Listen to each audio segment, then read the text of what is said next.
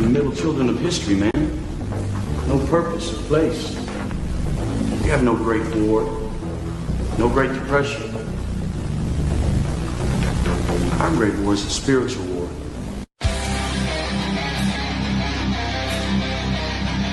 Full Auto Friday.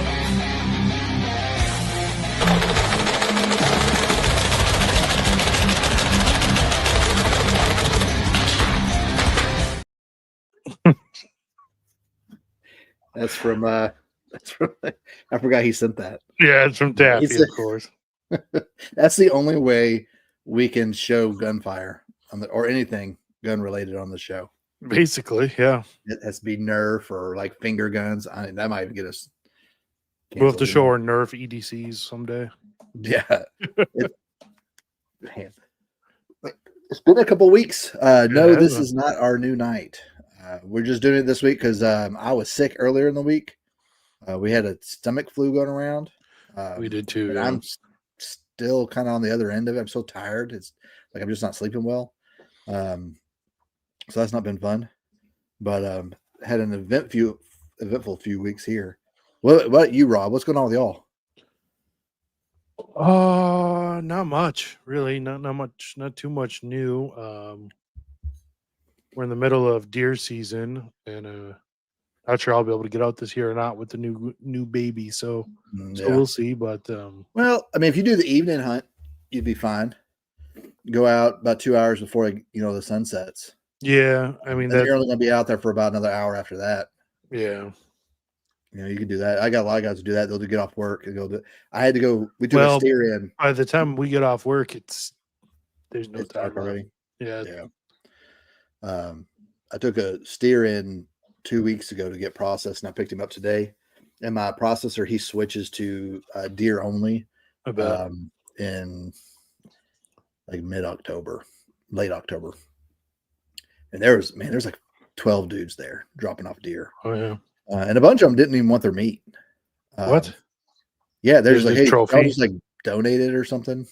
Like, man, give it to me. I'll eat it. So I didn't go a deer opener, but the people I know who did up here had a much better opener this year than the last couple of years. So that's good. Yeah, and it is Patty Hearst on the thumbnail. Yep. Yes, it is.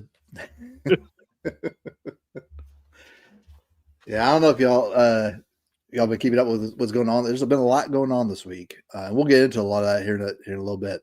But I want to show y'all. I'm gonna have Rob show y'all a video I put together. This is going to end up being our new outro. A lot of actually all of this is from my last deployment.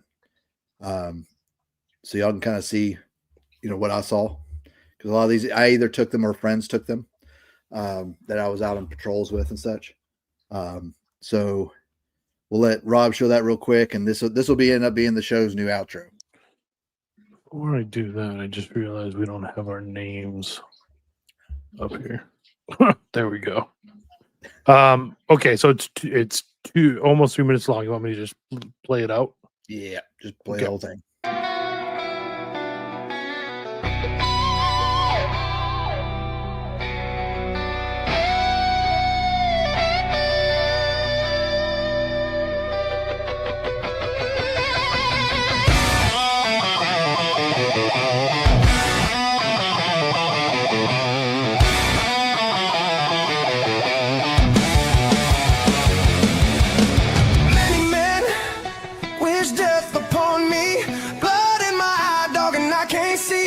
I'm trying to be what I'm destined to be, and bombs trying to take my life away. I put a hole in a dummy for messing with me. My back on the wall, now you gon' see. Better watch how you talk when you talk about me, 'cause I'll come and take your life away. Many men, many, many, many, many, many men wish death upon me. Lord, I don't cry no more, don't look to the sky no more. Have mercy on me.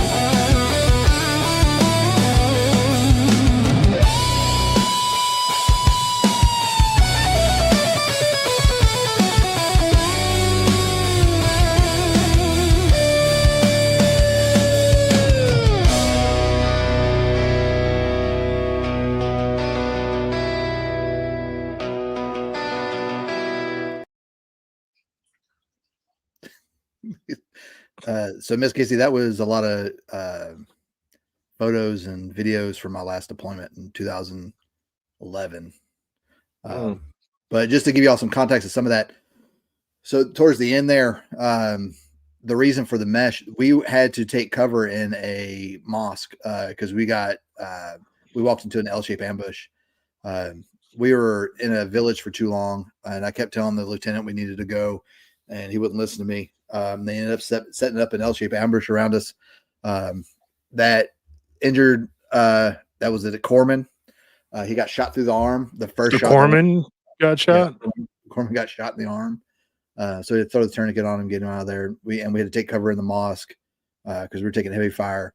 And funny thing is, so this was a patrol that we did that was a turnover patrol. I was taking out the guy that was replacing me in my job, along with the unit that he was attached to.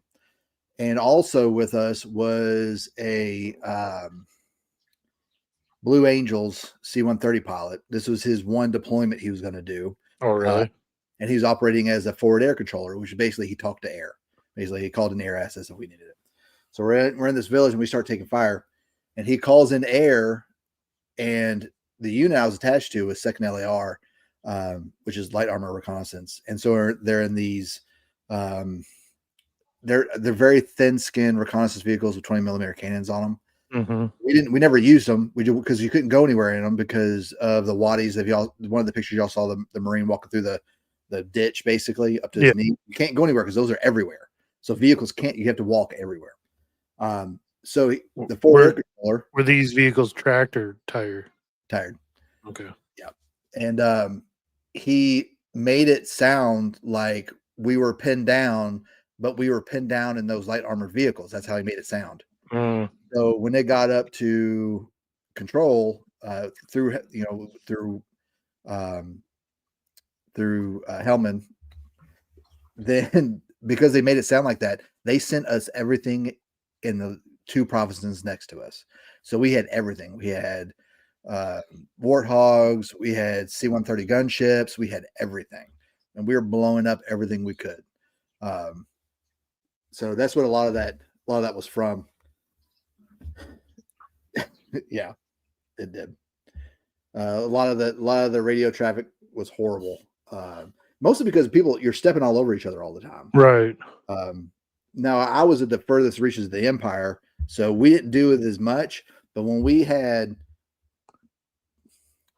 there were some other units that would come through our AO, and they wouldn't realize they're on our net for a while, and like we would be stepping on all over each other all the time, trying to talk back to each other. Yeah, so I just want to show you all that, so y'all kind of get an idea of some of the stuff that goes on over there, some of the stuff I saw. And that's tame. Like my first deployment was to Marja in 2009 and 2010. They made a documentary about it called The Battle for Marja. It's on HBO.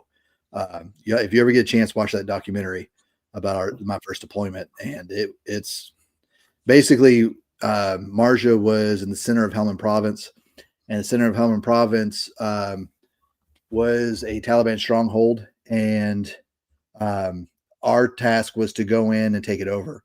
So to do that, what we did is we implemented the world's largest helo-borne insert.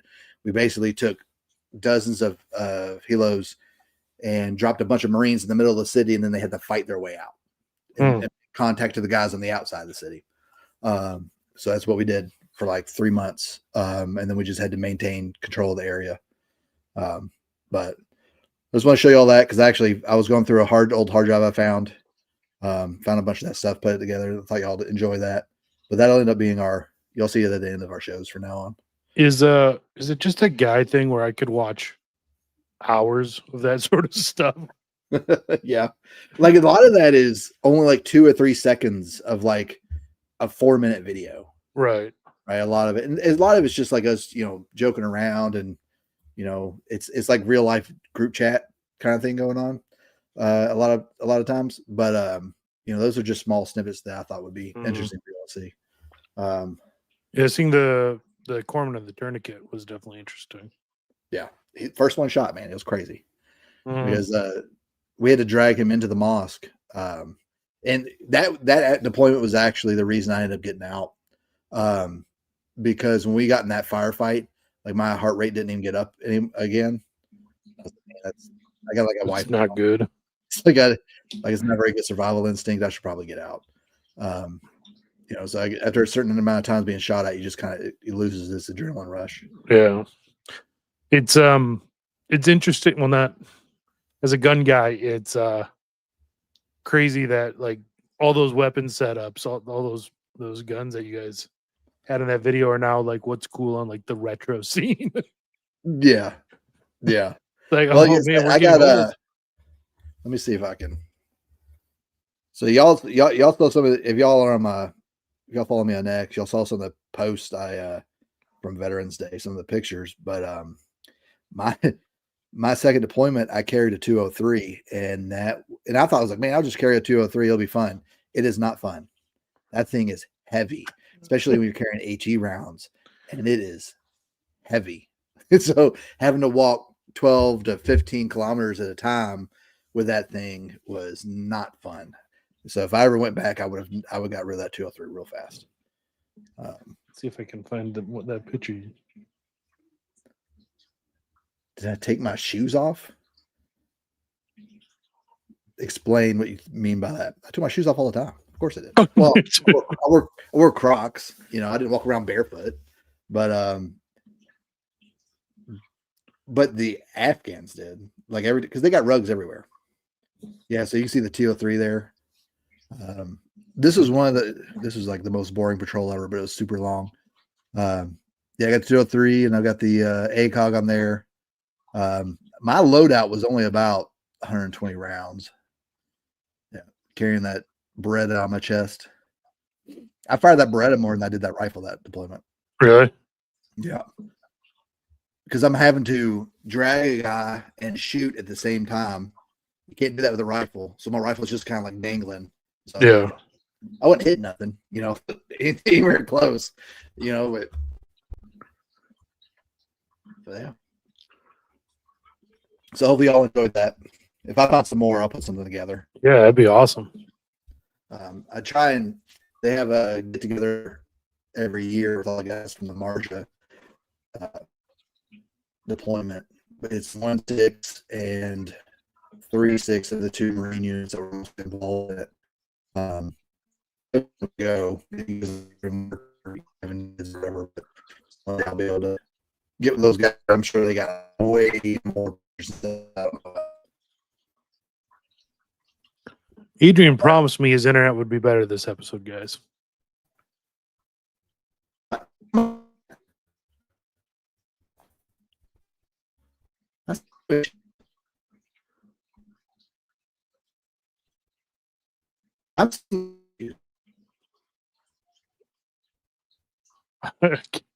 Can't hear him at all.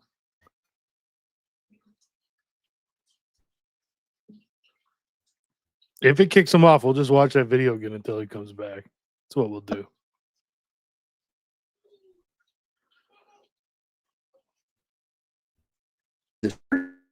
Oh, is he back? Is he back yet? I think Starlink would be better, Joe.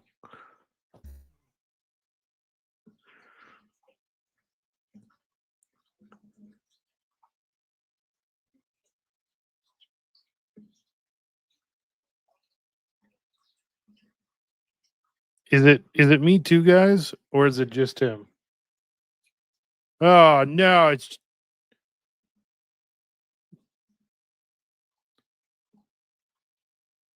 could it be the solar storm? I think that's mostly past at this point. So I can't imagine that's it.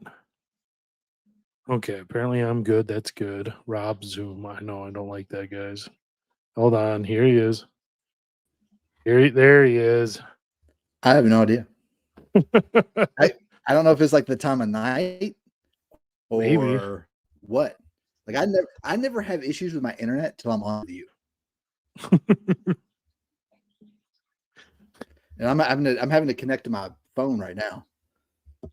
Well, the problem is like with streaming, a lot of people, like a lot of internet connections now are like a gigabyte down. Well, when you're streaming, you're actually going up, and a lot of times your upload speed is a lot less than your download speed. So, Yeah, mine. I get a gig up and a gig down. I don't know what that's about. hmm. I don't know. Maybe I need to like start hooking up to Ethernet or something. It literally is only when I'm with you. I never have internet issues until I get on air. All those Indians I pissed off on Twitter that one day probably attack you when I'm on with you. Well, I do a lot of video conferencing for work, and I never have issues ever. Now I don't do it this time of night, so maybe that's the issue, is the time of night for my internet. Heavy network loads, probably. Yeah. Maybe would fiber be affected by that? I know cable is. I don't know, honestly. I don't either. Because I thought fiber was direct. If I keep having this issue, I might just get Starlink and just have it for this. Just for this. Well, this and like when I go to my land or something, you know, Yeah. just be able to have internet over there or something, so I don't have to use cellular.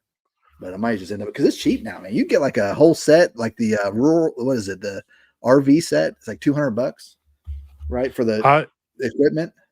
I have a Starlink setup that I keep on standby, because you don't have to pay for it until you use it. So yeah, I keep it just in case it goes out. I can run it off of a battery backup, basically, even if I had to. So yeah, I have because I have a solar generator that I have as a backup, and I've always got it charged. It's always trickle charging. In case the power goes out or whatever, I can keep the freezers and stuff going. Yeah. And I take it with me when I go to the land. Sometimes we went camping last year at the land right after we first bought it. And I took it out there, because the kids, like, for them to be able to, watch TV or movies or whatever at night. Because like if it gets dark at 4, you can't put them to bed at 4. You got to find something for doing. I don't want them running around the trees, in the dark. Some cryptid comes and snatches them up. That's how you end up on missing 411. That is exactly how. Well, the common knowledge is, if you hear something from the woods call your name, you don't answer. You shoot it. If you can see it. True. Yeah, absolutely. Absolutely. You ever, in your dreams, let me ask you this. And when you dream, I don't ever remember my dreams.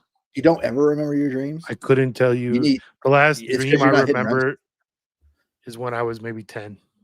You need to be taking 800 milligrams of magnesium a day. I learned that from Christopher, and I have been remembering all of my dreams because I'm hitting REM sleep. Remember them? Huh? Why would I want to remember them? Why? Because they're funny. Why would you not want to remember some of your funny dreams? The last dream I remember is me riding a bicycle away from a tornado. That doesn't sound funny. Because you woke up before the funny part happened.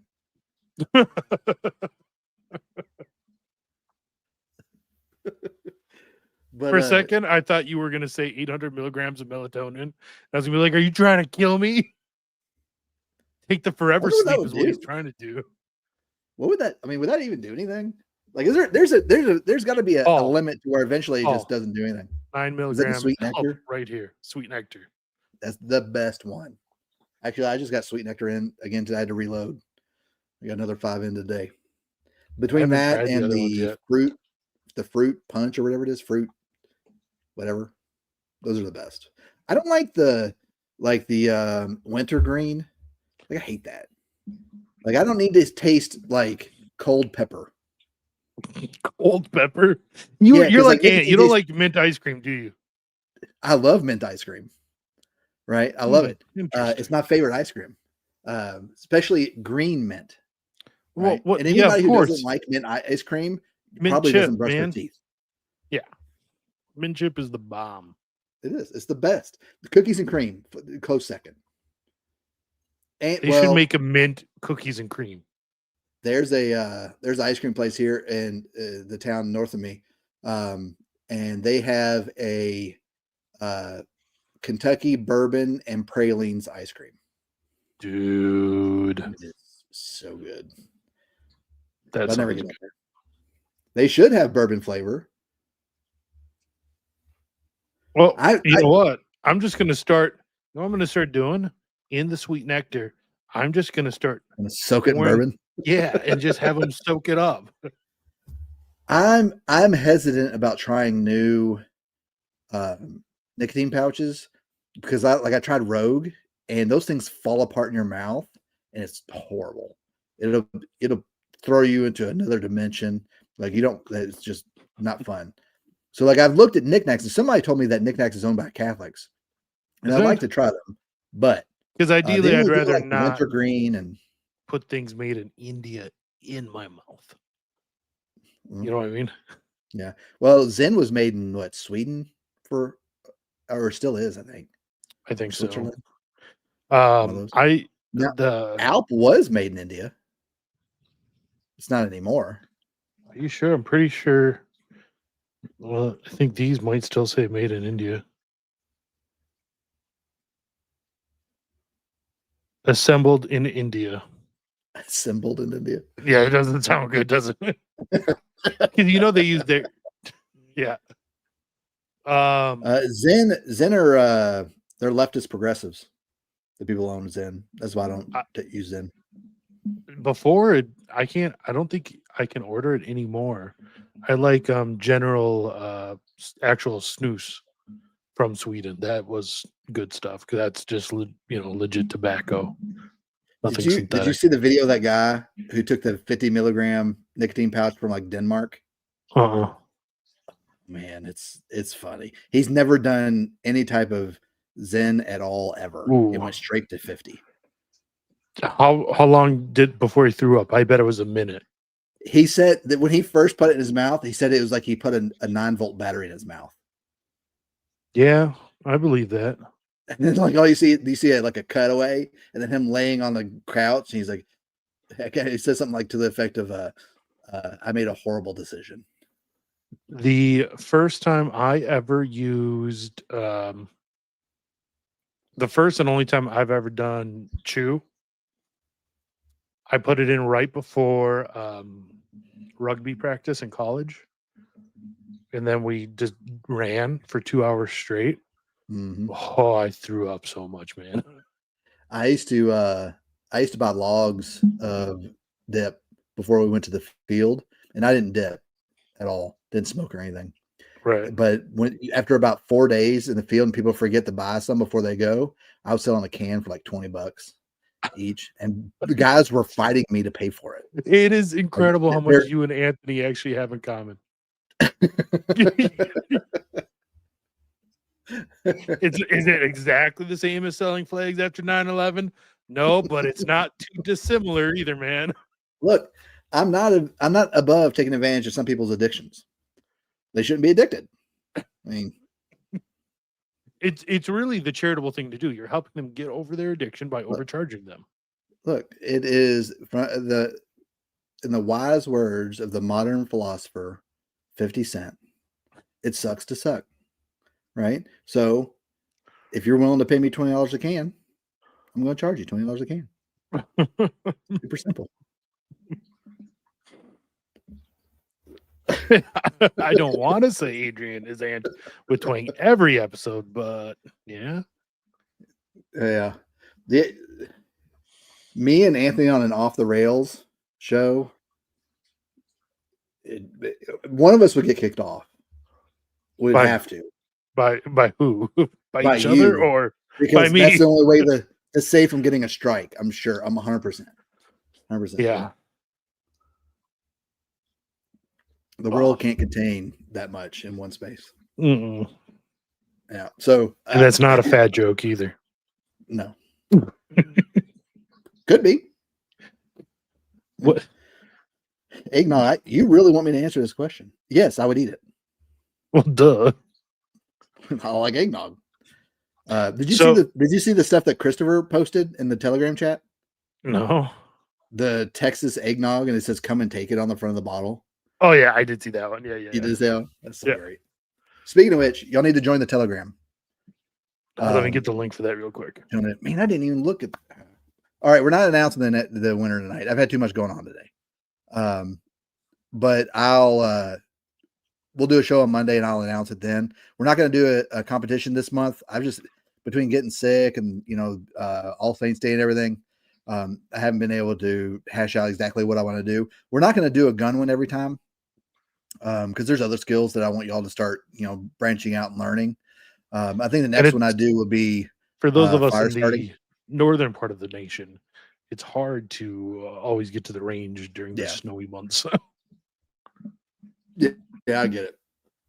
We'll probably do some other things. Like we might do like a, fire building competition or something, right? And then I might just choose like, the one I like the best, who did the best, or whatever. But we'll announce last month's winner on Monday. I just haven't been able to look at all of I think we had like 3 or 4 entries. We could do something real simple this month. What? Eggnog chugging competition. And keep it down for an hour. Yeah. How much gallon of milk challenge? How much can you drink and keep down in 1 hour? And whoever does the most without chucking it up wins. Man, so I've got. I mean, I might be. It would have to be. I mean, obviously, we won't all have the exact same gun, but imagine most people are going to have ARs, right? We could do it with an AR. Those are going to be the same, basically. Mostly, yeah. Do it in timed, blind. See how long it takes you to do it blind, and feel around for things. We had to do that with 240s. We had to be able to do it blind. That sucker hurts too. When that the spring, can't remember the name of it now. Anyway, like if you didn't catch it right, it'll hit you right in the gut, and it'll like sometimes it go in a little bit. Real grub day. Legitimate. You talking about Thanksgiving? Must be. So let's bring up Thanksgiving. Okay. Let's bring up when do you start decorating for Christmas? The earliest I like to do it is the 3rd Sunday of Advent. So you don't put anything up at all until the 3rd Sunday of Advent. Yeah. Okay. I mean, Advent wreath, obviously, but yeah. So my wife, being a former Protestant, and then me, kind of dabbling in that till I came back to the faith. Mm-hmm. We used to do it the day after Thanksgiving. That's what we did growing up. Yeah. And now it's a struggle to get my wife to not do it that late. Because you're starting to fight her like the day after Halloween, huh? It's getting to that point and it's ridiculous. So the issue I see with it is, especially for Protestants, because what I've noticed with a lot, being in Birmingham, they're everywhere, right? Yeah. I'm surrounded in, all sides. They are burnt out with Christmas by the time Christmas gets here. 100%. I'm like, brother, we haven't even started Christmas yet. Like, we're not even there yet. So we started to kind of appease everything. We'll put up like garland on the rails going up and down the stairs, right? We'll put garland on the house.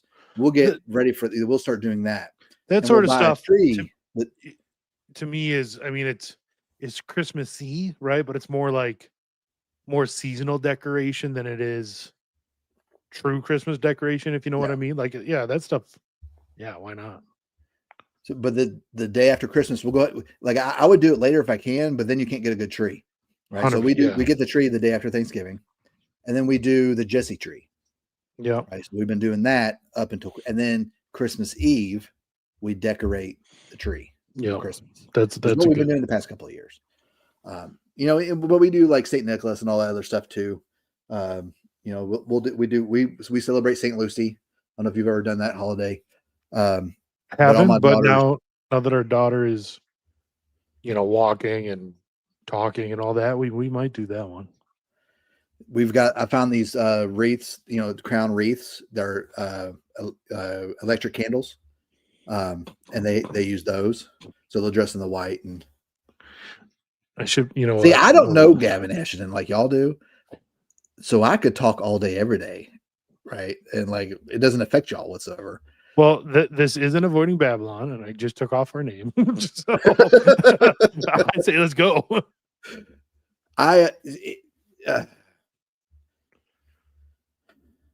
Gavin Ashenden is a victim of his cohort. He is like everyone in that generation. It is a blind spot to them. And the problem I'm seeing with him, especially with this interview he just did with the apostate Rod Dreher, he is trying to find allies, right? Because the people he was doing Catholic Unscripted with, I think he feels betrayed by them. And he's trying to find more allies to share his view, because I mean, you got to doing think so frantically. It feels like he's already a little bit ostracized because he left his position that he's known his entire life. Yeah. Right.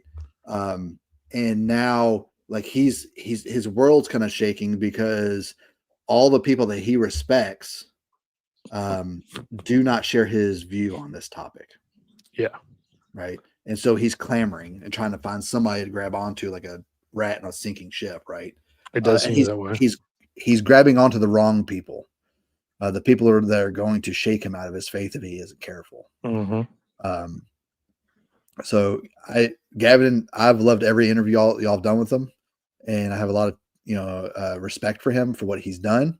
But this issue is going to send him to hell if he doesn't get a grasp on it. I think he could do that for a lot of people. Oh, 100%. A lot of people, which is why. And I'm sure I've got something that I'm blind on. That's right. But the difference is I'm willing to be corrected. Right. Yeah. If you give me good evidence and a good argument, like I'm going to think about it. Like, okay, you might be right. Right. Gavin's not at that point yet where he's willing to hear it. Answering this question here, what is our generation? And I'm going to take R to mean, because you and I are kind of mid to late millennials. I'm late Gen X. Wait, you're the same age? No, you're the same age as Ann, right? I'm 44. Oh, you are late Gen X. Mm-hmm. Okay. I'm the last year of Gen X. Yeah. I think our generational blind spot, I think, will end up being at this point, our almost complete cynicism and complete like lack of trust in almost any sort of authority, in a sense, you know what I mean? Like, and I think it's gotten a lot worse since COVID. Well, a lot better and worse, because I think a lot of it is good. I think blind spot's the wrong term. I think that's our Achilles heel. Okay, because we're not blind to it. We're not blind to it. Yeah, true. Right. It's more of like it's more of our obstacle that we have to get over. Mm-hmm. And I agree to a point. I think a lot of us crave authority. Mm-hmm. We just want dad to just protect us, right? We want somebody to actually be there for us and be willing to sacrifice for us and do what's best for us. We just have no one that is willing to do that because the generations before us are weak. Yeah. Right. And so because they are weak, they have wasted their authority and they have abused their authority because they never got past the point of being able to say, you should do what I tell you just because. Mm-hmm. Right. That's what's always worked on their kids, and that's what they're always going to do. You should just do what I told you just because. And also do as I say, not as I do. Right. Which I heard a lot growing up. Right. So that the generations before us, they want us to just blindly follow them. And even when, like I keep bringing this up on X, and like, these people are lying to us. They know that we know they're lying, right? And they still lie to us. Yeah, the classic. They don't care about the truth. And so they just want to keep forcing just pure authoritarianism on us. I don't think it's not that we don't want authority. I think we want somebody who's rightfully going to use authority. And we don't have anybody like that at all. We don't have any of the bishops.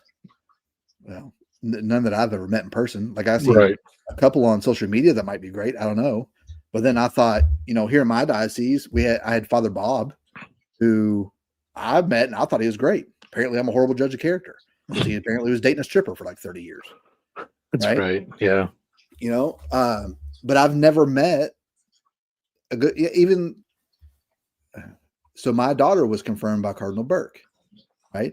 But how can a man that is obviously after God's heart, unable to see the issue that a lot of people that want to attend the Latin Mass, but their only option is the SSPX? How can you not sympathize with them? Right? Because he's in a bubble of being able to go to whatever Latin Mass he wants to whenever he wants. Yeah. He has to go. Right? But those people whose only option is the SSPX, he's going to tell them they're in schism. Right? That's not a very loving father. Right?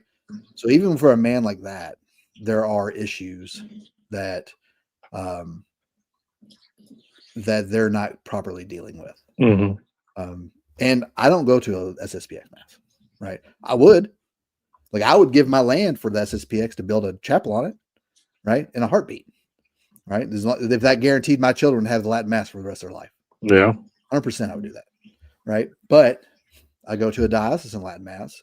It's probably the best diocesan Latin Mass in 3 states around us. Our community is amazing, right? But it can be taken away from us at any moment. Right. The comment I made on X earlier about the Pope giving 2-year extensions. The cynic in me, as you brought up, is that they're just creating a list of the bishops who are doing this, so they know who to replace with a bishop who will get rid of the Latin Mass. Could be. It's just going to be a Bishop Martin issue everywhere. Right. That's the cynic in me. Maybe I'm wrong. I hope I'm wrong.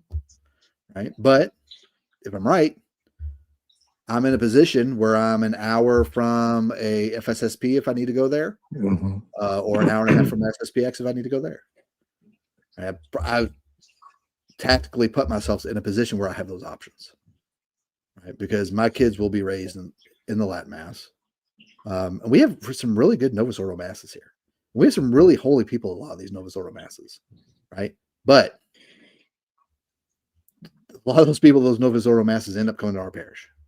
Eventually, after a long enough timeline, they all end up coming to the Latin Mass, right? So there's the comment earlier was talking about we just need Novus Ordos that are done, that aren't done in a manner of abuse. I'm like, that's a feature. That's not a bug. Yeah, it was designed 100%. with that intent to be able to remove the reverence from it. Y'all may not want to hear that, but look at how every bishop implemented the English Mass after Vatican II. Almost to a T. There's a couple of holdouts here and there, right? But almost all 2,800 of them that went back to their diocese after Vatican II implemented a Mass with massive abuses that had to be drawn back by Rome within, a couple of years after that. There's letters going out left and right about the abuses that were going on, right? So anyway, authority is probably our Achilles heel. Yes.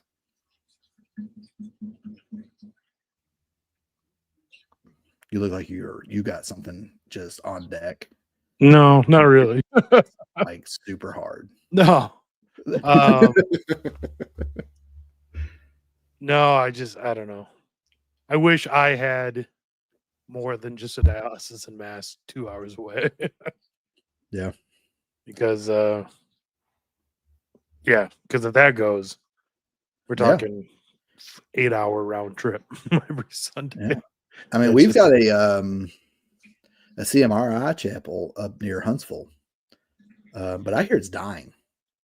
I don't know if that's true. I know some people that occasionally go there if they can't get to their Mass or whatever, if it's closer to them, and they say it's dying. I don't know if that's true or not, but I would have no issues going to a SETI chapel if I had to. I would go to probably a SETI chapel before I would most English Masses. Yeah. I don't know if I could do it week in, week out. No, I don't think so. I don't think I could either. But in a pinch, yeah, I wouldn't have a moral quandary doing it in a pinch, but I don't Yeah. think I could do it week in, week out. Yeah. Yeah. Maybe hopefully they're nicer in person than they are on social media. They have to be, right? They can't be worse. I hope so. Because I've met none of them that are very fun to deal with on social media whatsoever. Yeah. Especially the issue with, that y'all had recently with one. Oh, I kind of man. opened up both chambers on, but yeah. Anyway, all right. So let's get into the subject. Let's start getting into these topics. God! At 42 minutes, we are worse than Anthony. I can't believe you let me go that long. Well, okay, it started off with the vibe video from your. Yeah. Y'all thought you would like that, huh? And then we started talking about Christmas. Why did you let me talk about that? I didn't. Wait, no. One of the comments brought it up. It wasn't us. It's their fault. Blame them. All right, so let's get to the first. Hold on. While we're wasting time, we might as well continue for another minute. Would we be willing to talk? He would never come on. He would never come on here. Like, why would he? Yeah, he has no reason to. Right. But I would. I'd talk to anybody.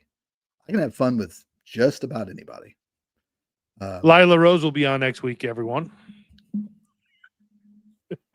Man, could you and then ambush her with Majorian? Did you ever see that? Did you ever see the Joe Rogan episode with Tim Pool ambushed Zuckerberg? No, or the people from Facebook. Anyway, it wasn't Zuckerberg. It was like the people from Facebook or whatever. No, I didn't see that one. This was back during like 2020. Man, he tore them to shreds. Just like he had receipts all day, every day. We have a Noggator. Do we have any mods to kick them out? Oh wait, no, we don't have any mods. We will convert you. Don't worry. People from Twitter. It was the people from Twitter instead of Facebook. Was it Twitter? Okay, yeah. Yeah, it was Twitter. Yeah, you're right. Because it was an Indian chick, wasn't it? Or Pashtun or something, Punjab. I don't know, man. All those peas. This is a Nogger only chat. If you don't like it, keep moving on. You got Nog in that cup? No, it's just rum and coke. It's just rum and coke. Just rum and coke. My issue with eggnog is I'll drink the whole thing. And I'm trying to not start eating heavy before Thanksgiving because Thanksgiving is my favorite holiday of the whole year, and it's more nostalgia than anything. I make a cranberry relish that nobody else eats. I just make it for me because I don't care if anybody else eats it, right? But I try not to eat heavy until then. I eat heavy on Thanksgiving, and then I don't and then because I'm the only one in the house that really eats leftovers, I'll eat it for like a week, right? So I have to wait. So up here, Minnesota is very much a pumpkin pie state, right? Okay. As opposed to pecan pie. Oh, we do both. I love pumpkin, I do, but I do prefer pecan, and no one else likes it. So I get all the pecan pie up here. Better than both of those is sweet potato pie. I've heard that. I've never had it. I like all three though. I like all three. So turkey is dry, man. I mean, I'll smoke a turkey. And I was going to this year, but my wife likes honey baked ham and she likes the brown sugar turkey they do. So we'll probably just do that and I'll do a bunch of sides. Because I just don't feel like, hassling. But turkey is very dry. I enjoy turkey on Thanksgiving, but it's really about it. And it's got to be the dark meat, and you got to smother it with gravy. But I don't mind that. And we mean gravy, not spaghetti sauce gravy. I don't know if y'all. First off, no one actually uses the term gravy for spaghetti sauce, do they? The Italians do. Well, not Anthony type of. Not Anthony, because he's not Italian. He's black. But actual Italians call it gravy. No, like Italy Italians. Yeah, like Italy Italians. Well, I mean, they don't say gravy, obviously. They say gravy, but they call it gravy. All right, let's get into the topic before we get to an hour. Then I really feel bad. Okay. So this first one, y'all may have not saw this last night. Yesterday evening, there was a news report. A IED went off in Las Vegas. Okay, now IED, they're kind of blowing that up a little bit, pun intended. Wasn't really I mean, it was an improvised explosive. It's Okay, like a pipe Ahmed. bomb, an IED. Right. I mean, it fits the technical definition, but yeah, it's not like the ones you were dealing with in Afghanistan. No, there was no pressure plates involved. But it was the equivalent of a pipe bomb, right? But the reason I wanted to bring it up is because how it was employed. Two figures in complete black, like Black Bloc. If you remember the mostly peaceful riots from 2020, Black Bloc is a section of Antifa that is their direct action element. So two figures in black on a scooter, not like a push scooter, but like a Vespa. They're on their little razor, just razor, like moving down the hill with wheelies, the pipe bomb in their backpack. Doing parkour. The only times I wrecked my shin on those stupid razors. But they went to outside of a restaurant called Piero's, I think it was called. It's a famous restaurant in Las Vegas or whatever. They blew it up. Basically, they put the bomb outside the front, lit it on fire, and after a few seconds of it being on fire, it blew up, right? So the reason I wanted to bring attention to it is no one had any idea it went off and blew up the restaurant until the cleaning people came like 5 hours later, right? Because this is done at like 2:00 in the morning. Okay. So like 4 or 5 hours later, the cleaning people to get there before the restaurant opens, and they realize, hey, this place is blown up. Like how did no one notice this, right? First of all, the one that shows how oblivious people are. Mm-hmm. But just the tactic of people, because what they're doing is they've got one ready to jump off the Vespa to deploy whatever they're doing. Yeah. And then the other one's still riding it so he can jump on and take off, right? Saw this in Afghanistan all the time. I've got a video I will never show y'all, but it's of an assassination in the middle of a section in downtown Marja. The guy pulls up on a motorcycle, guy gets off the motorcycle, comes up, shoots a guy right in the back of the head, jumps on the motorcycle, and they take off. Never caught the guys. I mean, it's that sort of thing is very common in like South America. Right. And keep in mind, a lot of Antifa have gone and received training in Kurdistan, in certain South American countries, in Ukraine, right? They're receiving training. It is most of them don't know what they're doing when it comes to firearms, but there is a very small section that are highly trained. They have SF guys that have defected and are training them. There are SF guys who are trans who are training these people, right? So we SF being special forces. Yeah, sorry. Forget that y'all don't know all my acronyms. But anyway, the idea that they are not trained, we have to get past that, right? On top of that, with Operation Southern Spear that was declared yesterday, right? Pretty sure it was yesterday.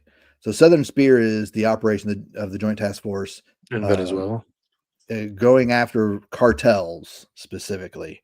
Is specifically what they're going after. Venezuela just seems to be target number one first. The issue in Venezuela is they're not really like the cartels that we know of, right? That type. Most of the cartels in Venezuela, if y'all ever watch Ed Calderon, they're cartels out of necessity because these people are starving to death in Venezuela, right? So they basically started selling drugs to make money to be able to put food on the table, type thing, right? Like the old black market and the Soviet Union and stuff like that. Yeah, that's like all the Russian mob started during, for the same reason, basically. Yeah. So my concern is that once we start going after these cartels, we are going to start seeing a lot of narco terrorism here in the United States because they are everywhere. They're in every city. They're in every rural town. They're everywhere. We have them here in my little 7,000 population town, right? What are you doing, boy? Yeah, go for it. So they're in every rural town. In fact, we just had up, 25 minutes north of me. They just found a grow farm of like 40 acres of nothing but weed, right? Run by cartel members, right? They're everywhere. The issue with cartels are, one, a lot of them, they don't have any morals whatsoever. They will go after families, they'll go after children, they'll go after dogs, they don't care, right? And they will skin you alive and hang you from a overpass, right? They don't care. Yep. Mostly because they're influenced by demonic entities. Santa Muerte is a pagan death god that they basically has been a perversion of the Blessed Mother that they worship.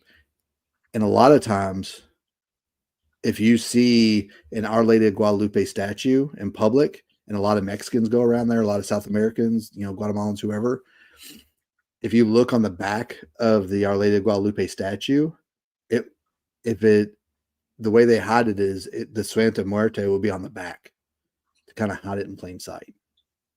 Right. So that's my concern with what's going on in South America. Because we're going to start seeing that, and they're everywhere. And we are going to start seeing violence in places that people don't expect to see it.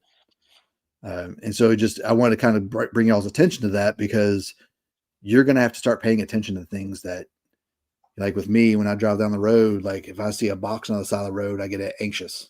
Yeah. Right? Like that could be an IED or whatever, but it's always just a box till one day it's not. Right. And hopefully it is always a box, but eventually with what I want to bring up in Las Vegas, eventually it's not going to be a box, and it may not be me, but it may be one of y'all. Yeah. Or maybe somebody right. Issue when I see a car on the side of the road, I immediately think it's a VBIED, vehicle borne IED. Like what, are they waiting for me to come by and they're going to blow it? No, they're not waiting for me. Right. Like I'm nobody, but somebody, if that were a VBID, is going to be targeting somebody. So I want to bring that up. I want to show y'all a video. It is censored. If you have kids in the room, do not let them watch this, but it is censored so you don't see it. But I want y'all to see the extent to which the cartels are willing to do some violence. So again, we're going to give you a second. If any kids are around, shouldn't be. I mean, it's 8:00 at night. They should be in bed. My kids aren't in bed because I'm a bad father, but your kids should be in bed because you're good parents. Right. So do I have a... Well, we'll show this real quick, and I'd keep the sound down until it's done, because you will hear him. Do you want me to keep the sound down, or you just want? I'm telling people to keep the sound down. Okay, so I'm gonna play it with sound. You play it. Okay. It is censored. I'm not making you watch snuff films. You're choosing to watch me, and I'm showing you snuff films. What is it with? I was gonna say this channel, but not technically this channel, but us and snuff films. I mean, at least it's not a suitcase, right? It's the reality. Yeah. Right? You've got to see this stuff, and I'm trying to shield you as much as I can to where you don't have to go to confession, right? But like you have to realize the evil that's out there. Lo quiero, carnal.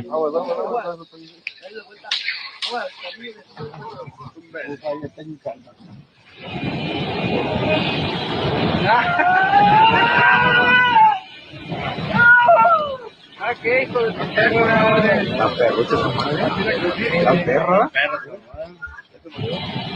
No, que ahí está, hermano, ahí está.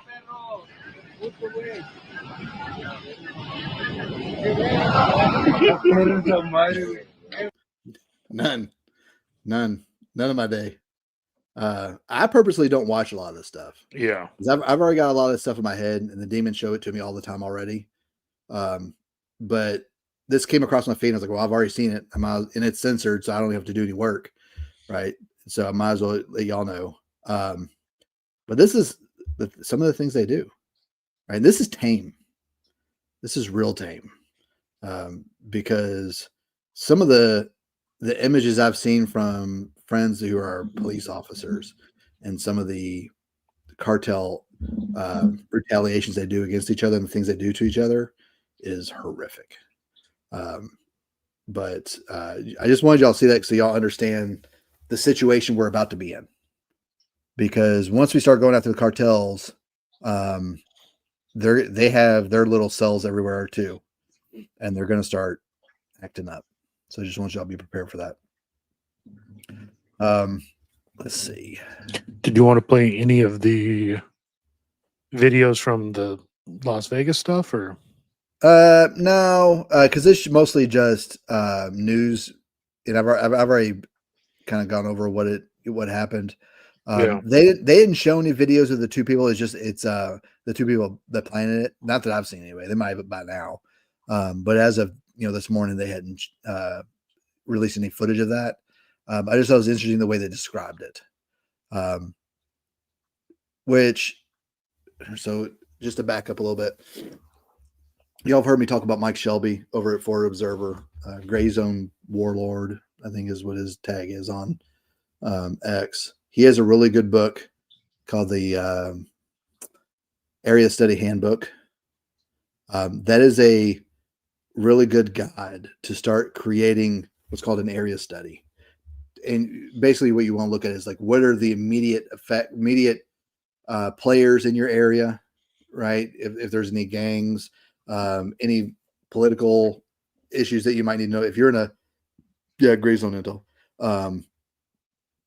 if there's any, if you live in a mostly red area and you get that one Democrat 3 doors down from you, he's probably going to turn you in if something happens, right? Like you need to know who he is and all that. So it allows you to create layers of knowledge, basically, of what's in your immediate vicinity. And I've talked to him. We're going to have him on. It's just a matter of aligning our schedules. COVID was really nice for that, because anyone you had to worry about was wearing a mask. Yeah. It told you usually right driving, and they had masks on their vents. Yes. Like that guy, watching for that guy. Even now, what is it with black folks still wearing masks all the time? Like, I know you're up north and you don't see black folk very often, but down here in the South, you are right. When they do seem to wear masks at a higher per capita rate, which I know they don't understand. Almost, yeah, they don't. 13% of the time they don't understand it, but 10% of the time they don't understand it 100% of the time. They almost wear it as much as Asians, because like Asians love masks. And so I think in very different reasons, right? Asians, they're just much more communal minded in general, right? Mm-hmm.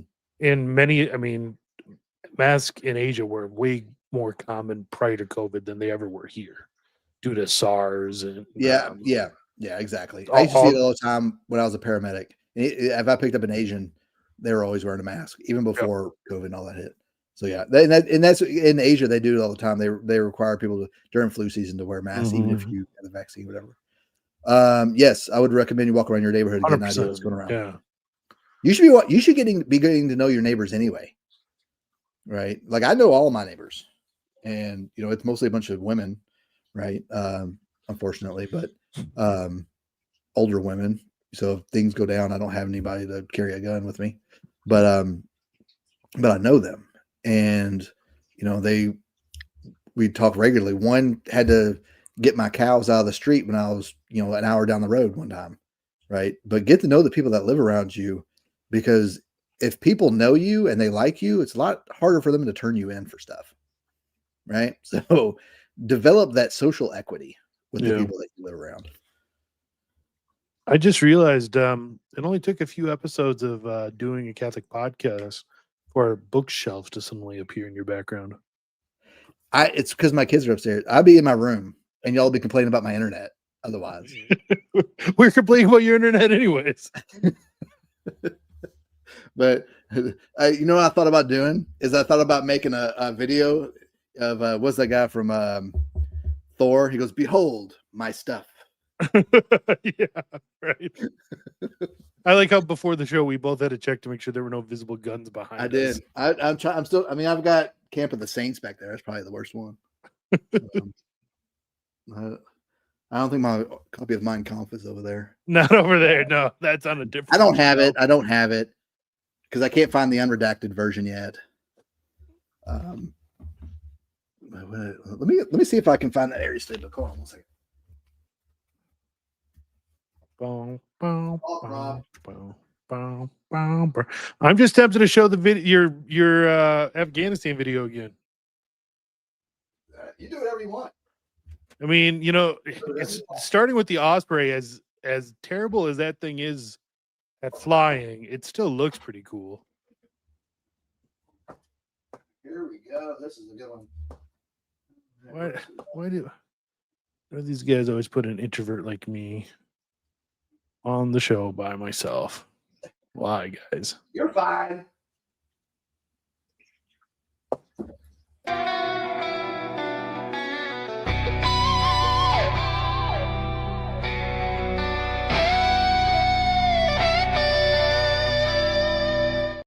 Say what you want about the rest of the video. It starts off hard. Look, I tried to time the mortar going off correctly. It was a little hard. I'm not that good at video editing, but I did time the bridge at the end right before the building blows up. I did that one great. Yeah. So Yeah. all right. So 2 books. So this is the Area Intelligence Handbook by Mike Shelby. Fantastic book. He has an older one called SHTF Intelligence, and it was kind of the precursor to him writing this one. Mm-hmm. But this one, 100% you should get. And in fact, if you go to his website, you might be able to talk him into just like giving you the PDF. But if you can pay him for it, do it because he put a lot of work into this. Another good one, and this is the second one that Clay Martin wrote. The first one was called Concrete Jungle, but this one, Prairie Fire, for those of you that live in more rural areas. Mm-hmm. This is a lot better of a book to read. It kind of gives you so Clay Martin was a former Marine sniper. Then he became a Green Beret. And he's on X's, I think his tag is way off the res. But during COVID, he was putting out training videos for like kind of in the mostly peaceful summer of 2020. Was putting out videos like what guys should have, what's the bare minimum to have, should you what kind of pistol or whatever, right? Kind of gives his input, but he's a good dude. He's a pagan, like an actual pagan, but he's on our side, and he's Christian sympathetic. Well, I'll put it like this: he's Crusades Catholic sympathetic, right? He's very sympathetic to what Christianity used to look like, not what it's been over the last 70 years. But he's put out some really good books about this stuff. Concrete Jungle and Prairie Fire, absolute haves. You have to have these because it also gives you some insight, like what you can expect for some things, but also how to plan for some of these things as well. But those are 2 absolute books. I got you think that's all my books? I got way more books. There's some more over there. I thought about doing it over there because I have a much comfier chair over there, but it's just I'd be in my market lounger and I would look like this the whole time. I figured that wasn't what y'all wanted to see for an hour and a half. Dawn Shift, I have it. So I'm I ordered his rural something book. I haven't looked at it yet. I'm sure it's good. I like Dawn Shift on X. He's a good follow. So I'm sure his book's good. I'm waiting on that. Just to kind of go over it. Because I'm like everything I know is urban operations. That's all I've ever done. Right. So I'm fairly ignorant when it comes to rural operations. Like I did them, a little bit when I was in Afghanistan, but like this rural is a whole lot different than desert rural. Yeah. Right? And I hate saying the word rural. I'm gonna keep using it till I get over it. Just rural. But in the sticks. We're just gonna say in the sticks. In the sticks in BFE. But it's something I have to learn about because I've never had to Like, how do I secure my property here? Right. And like, I'm only one. My wife can't pull security too. She's got to take care of the kids. My son's Right. too young to do this. So like what do I do? Do I bribe people? Like, hey, come out here and you can have a cow or something? I don't know. So it's just, that's something I have to brush up on, and I have to learn some things. Joe Dolio is another one. He does a community security class. But he's up in like Montana or something now. So I'll probably never be able to take one of his classes ever again. Until he goes, now he goes down to North Carolina a lot with, what's his name, or NC Scout. Okay. So occasionally he has them over there. So maybe I'll be able to get one over there. Trail cams do help. I use a lot of Ring right now. I have Ring everywhere because I have a mesh network basically set up all over my property. So I get Wi-Fi anywhere I'm at on my 7 acres. And so I've got Ring in places because they're all solar powered. I just they have to be able to connect to internet. So I've got them on trees. Like, I've got a Ring camera screwed to a tree. They do help. All right. Let's see. What else do we want to go over? I don't know. I processed some chickens on Saturday. Yeah, how'd that go? It was good until my hands are covered in blood and my youngest daughter decides to take a header off the trampoline and bust her chin open. And so my wife had to take my daughter to go get stitches. So, Lovely. thankfully, like, she's my toughest child though. So it caused as little drama as possible. It should happen to her. Paul, I have with an orbit system and basically a satellite system. Right, Yeah. I have where my internet comes into the house, and then I have one satellite towards the front of the house so that I'll get coverage over the whole house. And then I have another satellite in my well house, and then it daisy chains from there. So then I have another satellite out in my shop. So and each one of these satellites gets about 2,000 square feet of coverage. Mm-hmm. So there's one corner towards the front of my property along the road that I can't quite get Wi-Fi, but pretty much everywhere I go, I've got Wi-Fi. So it works well. And I mean, they make what company do I use? I'm trying to think what trail cam company. It's not Stealth Cam. It's Tacticam. Tacticam makes a solar powered cell phone signal home security camera version of their trail cams too, that that I have on my property as a backup to the Wi-Fi, outdoor cameras I have. Mhm. So that way, if power goes out and our Wi-Fi signal goes out, I have at least cameras covering the front and back of the house running off of cell phone network. So Yeah. I don't have any in the house. I don't have any cameras in the house whatsoever. I just don't trust them. yeah, They just basically project out from the house so I can see Yeah. What's going on. I don't understand why people put cameras in their house. we I had walk them around and naked too much to do that. Why would I do that? we had them, but we did just recently get rid of the indoor ones.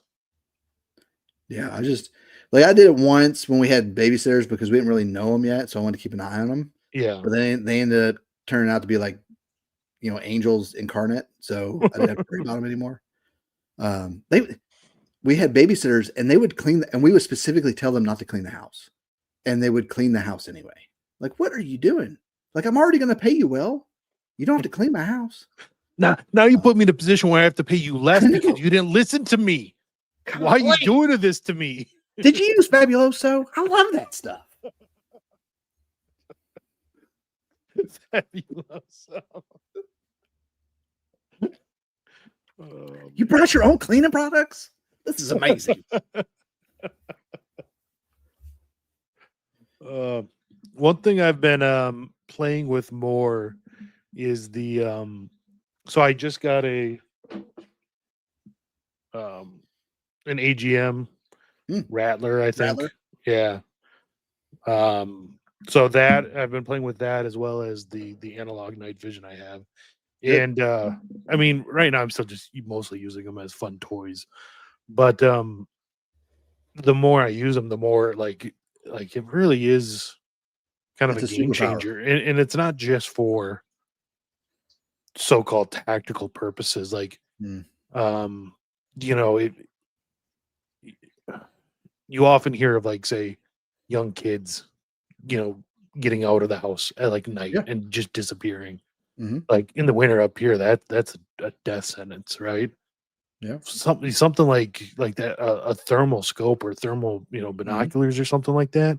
Yeah. Man, that it makes it a world of difference. Of so much. I feel like you stuff like that has a lot of uses no one even really thinks about. We used to use FLIR a lot when I was in the fire department, especially if there's an ejection and we couldn't find them. We would Oh get out the yeah, thermal and we would find them within 10 seconds. Right. Otherwise, at night, like they could be anywhere. We had one that went into the tree and we had to get a ladder truck out to get him out because he was so high up in the tree. I imagine the FLIR cameras for the fire department probably was really originally meant to detect hotspots after a fire, Yep. right? Yeah. When we'd have to go back to a fire after we had put it out, you have to just go back occasionally just to make sure it doesn't reignite. Yeah. And you look for hot spots, just to see if it does. But yeah, we used to use it for that stuff all the time. I use it at my property to find, chickens or, that, I can't find at night. So it's especially in winter, like it's super easy. Like during the Yeah. summer down here in the South, everything's hot at night. Like it's hard to discern. So like Mhm. thermal down here in the summer isn't very great. It still helps. Like if you've got pasture, like you'll see stuff, right? Yeah. Especially you'll see it moving. But night vision works a lot better during the summer down here than thermal does, especially if you get used to it. But like I bought it, and I you can write it off on taxes if you got a farm, as a livestock recovery device, basically. Mm. But I use it for that. I've used it for coyote hunting, or at least I thought it was a coyote. Could have been a dog. Who knows? And it shouldn't have been in my pasture. Just saying. Didn't really go check, just shot it. Yeah. And Don't care. Not my problem. See, up here, if it's a wolf, you're screwed. You are so screwed if you shoot a wolf instead of a coyote. Mhm. Hey, I've seen Yellowstone. I don't know how that goes. What? Did you ever see Yellowstone where he had to shoot the wolf that was attacking their cattle? No, Not good. not good. Not good. Yeah. So what happened to EBT? Nothing still happened. Some people still aren't getting it. Really? Some people who got it got a much reduced amount. Like they went from like 3,000 to 300 type of reduction. So I think we're still going to see effects from that coming up. I don't think we're not going to have any riots or anything. No. I was most concerned about like violence at, grocery stores, people getting, agitated because they can't buy what they want to buy. And then they start like lashing out at people. Because like, we may chimp out when it's talking about like H1Bs and stuff, but when people don't have food, chimp out, like it gets bad. And I'm using chimp out for a purpose. So y'all understand that, who it is. I think we got it, bud. You got it? You got Yeah, it? I think we got it. Just make sure we get that in there, Just waiting for the hallway chirp. Did you like that one I sent you earlier? I just want to say I've never really used Instagram too much. Mhm. So the stuff you've sent me has thoroughly changed the Instagram algorithm for me. You're welcome. You're welcome. Unlike Lindsay, what's his name? Like I understand why every James third thing Lindsay. I get is racist. I walk around humming Erica thanks to you, buddy. I saw one. It was Stranger Things. I don't know if you watched the show, but at one Yeah, point, like she has to listen to her favorite song, Yeah. right, to get her out of the thing. Was it right? Kanye's latest? It was Kanye's Yes. NHH. Yeah. It was awesome. It was awesome. I love Instagram. You got to be careful with Instagram though, because man, they'll throw some scantily clad women at you real fast. Thankfully, because it's like they try and force that one on you. Like you may never look at that stuff. Yeah. But they try and force that one on you. And if That's you why- don't that's why I switch don't off use it it for immediately, then it thinks Yeah. that's what you want. Yeah. It's exactly. If you look at it for more than 2 seconds, it's like, oh, you're getting more of this. Yeah. You got to go past that stuff real fast. Thankfully, I get far more Agartha reels than I do. I don't get any of those. Really? What am I doing wrong? I How don't do know. I get those? Next time I get one, I'll send it to you, bud. Yeah, send it to me. Send it to me. Inject your algorithm into my algorithm. We'll cross streams.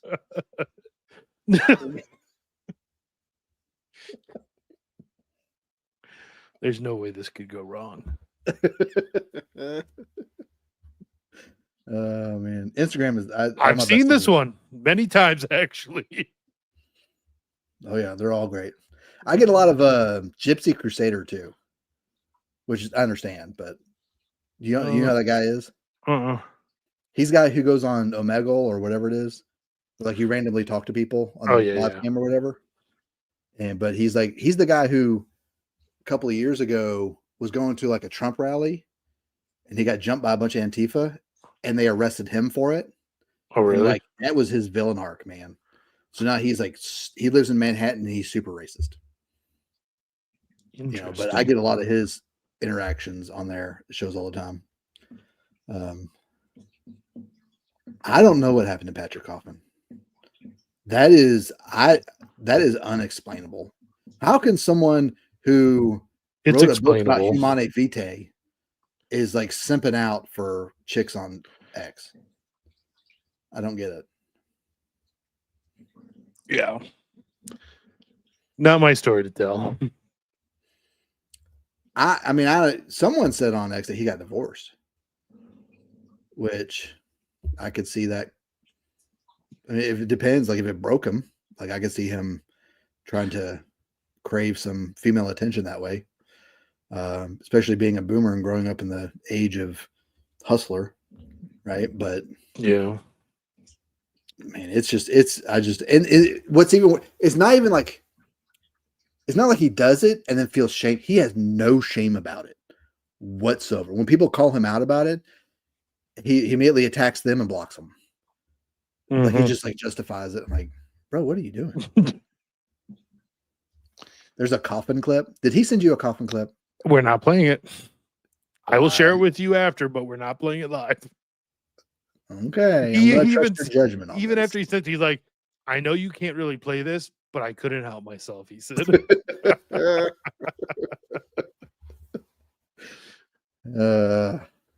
How are we supposed to pronounce that name now? Paschacious? Is that like Paschacious?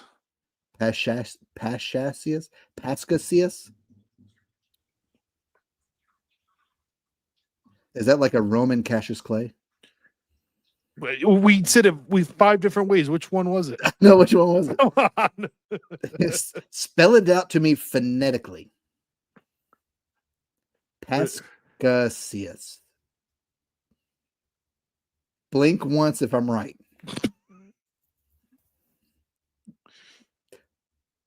Paschacious. I'm sure this is a great segment for the audio listeners. I don't care.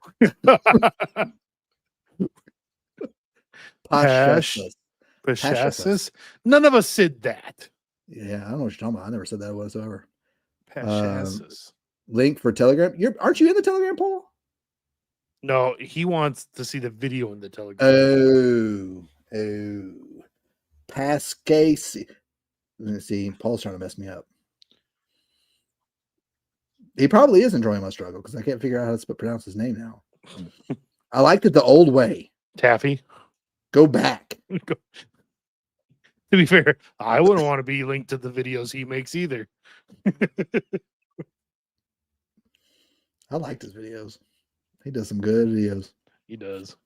I will, Taffy, I will post the coffin one on my X. If it's not like we dead named him.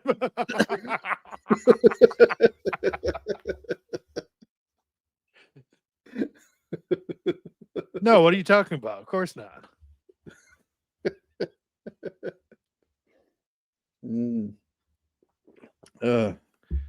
I don't think you got to worry with all 20 people that are here right now, man. I know. We have literally dozens of followers. There are dozens of us. There's 25 people in here currently. You know, that was one of the things I brought up with Setup Conte. I was like, bro, you've been doing this for months. We have double your subscribers. We've got 4 videos. We've got 48. We've got double your subscribers. How does that work? We're just more entertaining, pretty much for this. Yeah. We're not. So did Little Anthony pieces of- give his brother the thing today? No, not yet. So he so yeah, update on the brother gifts and go thing. So he ended up raising $21,000 before Nice. turning it off. He talked to another friend of a family member or something like that, Mhm. who he sent the quote, the original $18,000 quote to, so he could look at, and this guy thinks he could maybe do it for 13 or 14. He's gonna come look at it tomorrow. And at that point, Ant thinks that's when he's gonna tell his brother. So even if the $18,000 quote is what he ends up going with, which seems like worst case, that still is two or $3,000 left over to get his brother a car too. If it's a Ranger not for $2,000 or $3,000, you don't.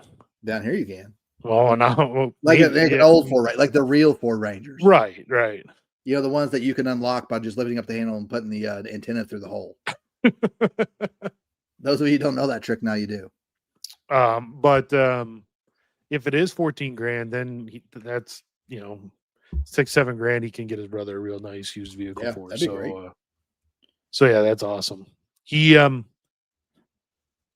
doesn't know if he's going to record it or if he does record it, if he's going to share it yet. He wants to check with his brother first, obviously, before. So he's not going to do like he records it first, and then gets permission. Permission, right? Yeah. You don't ask first, because then you blow it.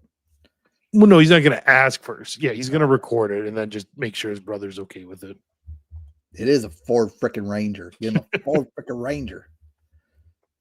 Well, and yeah, that's what Ant and I talked about this today. Like maybe you just want that to be a private moment between like you and your brother, but I don't know. His brother might want to record something to share with people. I don't know. We'll see. We'll see what happens. Yeah, that'd be awesome. I was when I saw it happening during it, because like last night's show was the first show, well, not the first show, but one of the only shows my wife has ever watched with me. Oh, mostly really? Because she loves Scott Hahn and doesn't like Anthony. But yeah, that's completely fair. Yes. Yeah, I figured you'd understand. Yeah. It's not that she doesn't like Anthony; she doesn't like his voice. And she calls him the voice. But she watched it last night, and as we're watching it, because I'm watching it in bed, and I'm watching the thing just keep going up and up and up. And I was like, oh man, this is gonna be awesome. Because I'm a sucker for like returning home videos. Yeah. And like good surprise videos,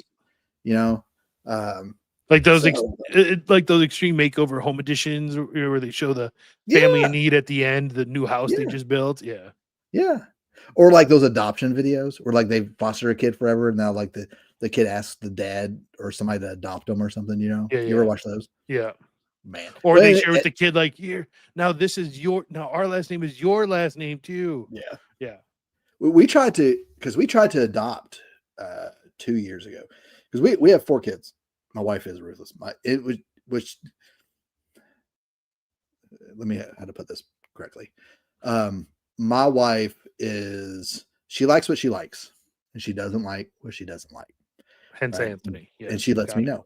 Now, my wife is my secondary filter, right? So the stuff that gets past my filter, she stops it from getting it past her, right? So and then everything that gets bounced back gets sent to me in Instagram reels. So now I don't have my secondary filter, and y'all get everything. But like when we're at dinner, like she's so like she's very on edge that I'm gonna say, because I was in the Marines, I was a firefighter. I've got like a gallows humor sometimes, Yeah. And a lot of people, especially these holy people I go to church with, aren't ready for that, right? And so they don't quite know me yet, and so she has to like kind of gives me those looks, or like gives me one of those, Oh, I know. like get a little bit of that. But A couple weekends ago, we were eating at a hibachi place at the Mall of America. And it's a nice restaurant, not fancy like White Glove, but pretty spendy, right? And this was at it was the very beginning of the EBT shutdown. I'm like, well, we'll go here. We won't have to worry about running into certain demographics. Wrong. Very wrong. So we're sitting, they have the kind of the two U tables facing the two hibachi girls or whatever. And at the one across from us, in the middle of eating, this woman of that certain demographic pulls out her phone to FaceTime one of her baby daddies while she's eating. And I'm just looking at this like, oh my gosh, this is happening in front of me. And I'm like, and my wife just looks at me like, I'm like, and she's like, no. I'm like, so I had to quietly take a picture secretly to send it to Anthony. Like, you will not believe what just happened. My favorite, one of my favorite videos on Instagram that keeps coming up is the gorilla. And the caption's always like, when you're out to dinner with your lady and the table behind you's talking about like, whatever topic you like, mobile operations, urban terrain or whatever, and so he's like constantly like looking back, like wanting to get involved in the conversation. That's me. Like we have a hibachi place here that we love to go to. Yeah. It's really upscale. It's really nice. Right. Yeah. Because I don't have to worry about certain types of people going there. Right. I mean, robots bring me my sushi. Like, why would I not go there? I mean, but anyway, what kind of robots are we talking like a robot, with two Japanese trays. mecha? No, but that'd be crazy. Could you imagine like little miniature mech warrior little Gundams? Robots? That'd be amazing. But but they're AI operated. So like if you're walking towards it, it'll stop and let you go by before it keeps going, and it'll bring the sushi to your table. It's awesome. But my issue with a lot of these hibachi places is they think we're stupid. And I know a Mexican when I see one. I know Mexican people aren't Japanese, right? So it is amazing how the person cooking your hibachi is either Japanese from Japan or from Mexico or El Salvador. It's one or the other. Yes, they are every time. I don't get that. When I was in Japan, we had a Mexican place called Obligatos, right? But they don't allow Mexicans in Japan. So it was nothing but Japanese people working at Obligatos. You go to a Mexican restaurant in Japan getting your food cooked by Japanese, and you come to a Japanese restaurant in America getting your food cooked by a Mexican. Mm-hmm. Yep, it's amazing. It's so good. Like it like your burritos got like fried rice in it, Oh my gosh, so good. There's a really good hibachi place in Georgia. They put bacon in their fried rice. That sounds good. I'm really okay with that. It's really good. It's in a town called Houston, right? It's just north of Atlanta. It's called Ninjas. It's amazing. We used to love it. When I lived there, when I was firefighter there, we used to go all a restaurant called Ninjas in Atlanta. little on the nose. On the nose there.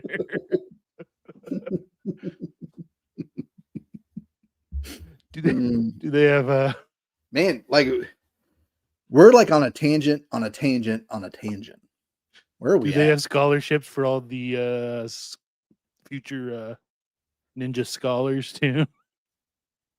Those are called football scholarships. That's what those are.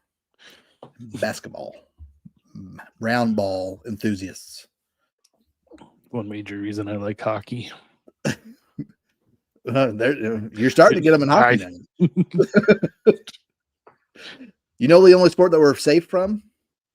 Olympic swimming. That's right. Yep. Yeah. We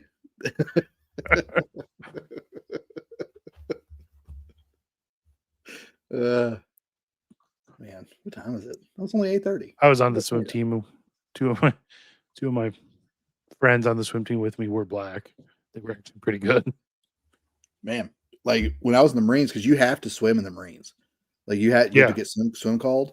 And so we used to all the black guys would call them iron ducks. And because like they've got just so much muscle mass to them, they don't float. Yeah. Like floating is like a cheat code when you swim, right? It is.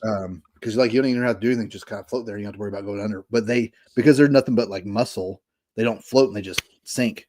So man, teaching these kids how to swim, but once they learn, they're the best. They're good. Yeah, they are. Yeah, but it's a fear thing they have to get past. But once they get past that, man, we had a guy that was in recon battalion, and that guy could swim forever. And he had like 0% body fat. He was a beast, but he had to kind of play to it though. So like when he swims, he'd always have to keep his lungs full to keep him up because he's so much muscle mass. Like he's got nothing helping him keep any type of buoyancy. So it kind of hurt him a little bit because it started to cause issues with his lungs when he swam a lot. But man, that guy could swim like a champ. But I remember we were on the lake with my father-in-law, and we were watching these kids jump off this cliff into the water, and my daughter was there. She said, how do you think that is? And I was like, it's probably about 30 feet. She said, you ever jumped anything like that? I was like, off a cliff? No. I've jumped off a 40-foot boat and into the water in full gear with a helmet on, carrying a rifle. I've done that. Right? And she's like, really? What was that like? I was like, it hurt. Yeah. You get water. Like you jump off, you have to hold your helmet on and hold your weapon to you, because when you hit the water, your helmet strapped, and if you don't hold the helmet down, it'll yank your head up. You know, because all the water hitting it real fast, right? Like, it hurt. And I'm scared of heights, so like I already didn't want to do it, right? But I did it anyway. Yeah. But because I'm scared of heights because of an issue that happened in the Marines, right? But when I got out of the Marines, and my second station I was attached to as a firefighter paramedic, it was a ladder company. And so once they found out that I'm scared of heights, they made me climb the ladder every shift for like 2 months straight. And the first day I went, I was like, look, I'm scared of heights. I'm going to do this anyway, but you're not going to cure me. Trust me, I've tried. Right? I don't like being scared of heights. But so I put all my gear in. I'm in my turnout gear. I'm breathing air.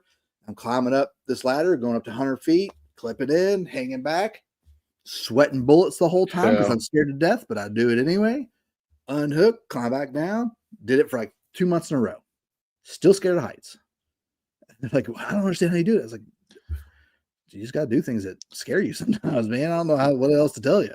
One of the scariest things I ever did. So I worked as a tree trimmer for a while, an arborist. And we had, smaller trees you would climb, you'd tie up into the tree and whatnot. But for the bigger trees, if you could, if it was close enough to a street or driveway, we'd have a boom truck, to do it because it was just faster. But we had a pretty nice boom truck that you could go 75 feet up, straight up anyways. If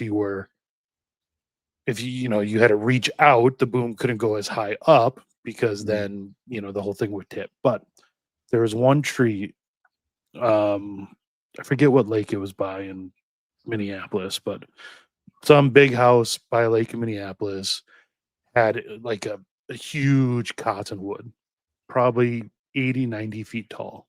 The lowest branches were about 80 feet up, right?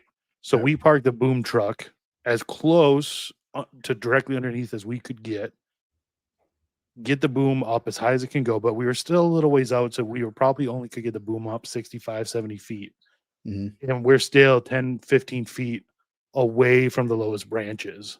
So we had to throw our ropes up into the tree, get them tied to what we thought was a good branch, right? A good junction, and then jump out of the top of the boom truck, which is already 75 feet up, and then swing and either try to hopefully swing over to the branch, or if we don't reach it, then you have to climb the rope up to the branch. And I'll tell you, stepping out of that bucket on that boom truck and it just thin air, knowing that all that's keeping me alive is a rope connected to a tree branch. That was that was not fun. The craziest thing I've ever seen in my life. I was on shift one day at the fire department, and this is in Lilburn, Georgia, just outside in Metro Atlanta area. Mhm. And the power company, Georgia Power, comes by with a helicopter, and there's a guy in the helicopter that gets out on the skid, and they're flying up to one of these high transmission towers, hovers above the high transmission tower. The guy steps out onto the high transmission tower, fixes something. I don't know what he was up there for like 30 seconds, and then climbs back into the helicopter to go do the next one. Ugh. I'm just looking at this guy. I'm like, what if like a a bird? Yeah. If It's, something grounds you, you're dead. it's the craziest thing I've ever seen. And then the next shift, so it's like 3 days later, the helicopter comes by again. This time, now they're dangling a giant chainsaw to cut all these trees that are encroaching along the high transmission power lines. I'm like, what if like something happens, you kind of jerk it a little bit, and then the chainsaw hits the transmission lines? Like, you're dead. Like they better be paying these guys very well. Yeah. That's insane. One time they came by, we're doing it like a couple of years later. They dropped the guy from the transmission line and took off. Came back later and got him like an hour later. He was just, I guess whatever it was something that had to really be fixed. But like we're just like, and it's right above our station, so we're out there just watching them go on a call, come back still there.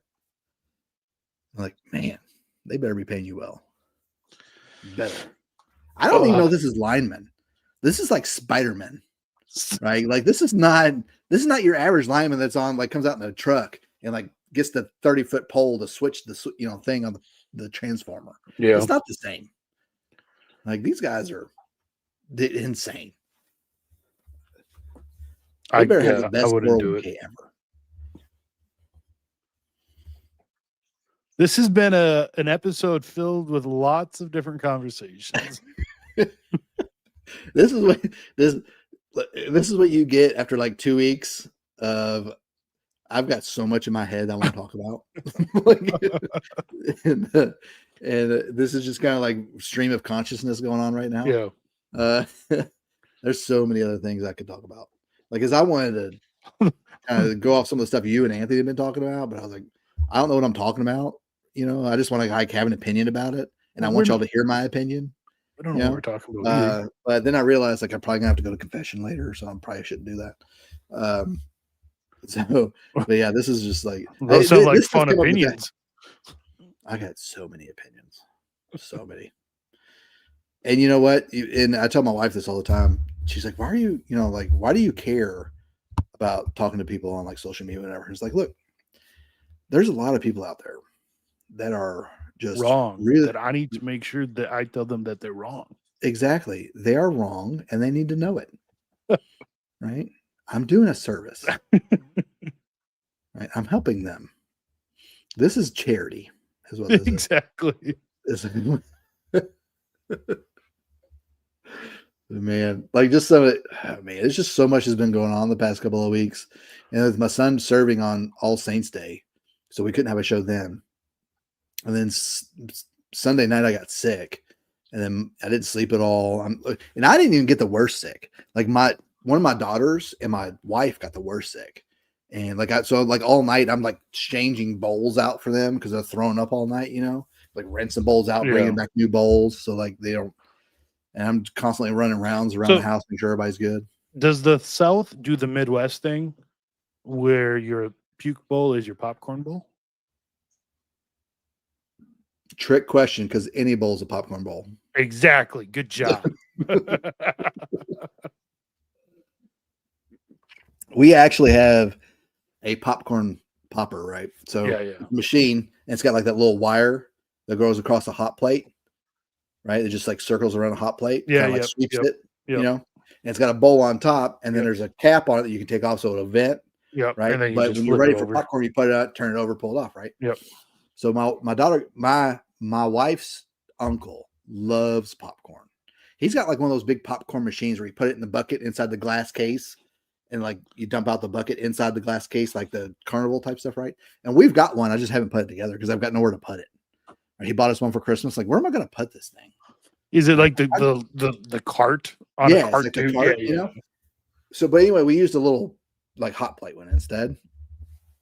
And, but it always goes from that bowl to another bowl. Like it never stays in that bowl. Which I know what you mean, but it's like, why am I doing this? They designed this so I didn't have to do this.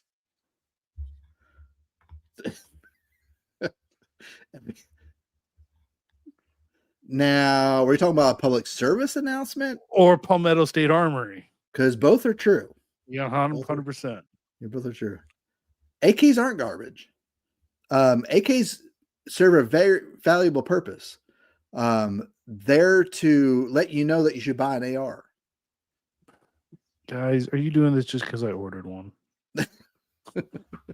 ARs, I used to have an AK. It was a Watson 10 I bought right after Sandy Hook. And I bought it for like $400 back when I was a poor sergeant. And I didn't even really have $400 to spend, but I bought it anyway because I figured I wasn't going to be able to buy one for a while. But that was back when like Tula ammo, you could buy like 1,000 rounds for like $100. Yeah. Right now, Tula ammo is more expensive than my 300 Blackout. Yeah. And so there's no reason to have an AK at this point if you're trying to shoot 7.62 by 39. But a AK chambered in 5.56 is fun. But don't do anything to it. Keep it stock. Right? There's no reason because it's never going to be as good as an AR. We talked about this in Telegram chat. Y'all should know this. Most of y'all are in there.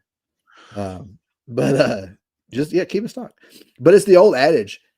AR guys keep their AK stock. Yeah. AK guys keep their AR stock.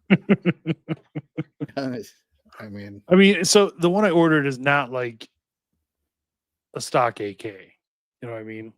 Mm. It's one of PSA's Saber AKs. So Yeah. I don't know. We'll see what happens. have you ever heard of Rifle Dynamics? No. They make the best AKs you can buy. You're gonna pay for it. Well, okay, but I don't want to do that because I am an AR guy. You're gonna pay about $2,000, but you're gonna be buying a sub MOA AK. Really? Mm-hmm. Well, what's his name? Jim. But why do that when you can spend half that for a sub MOA AR? Look, you're preaching to the choir. I already agree with this.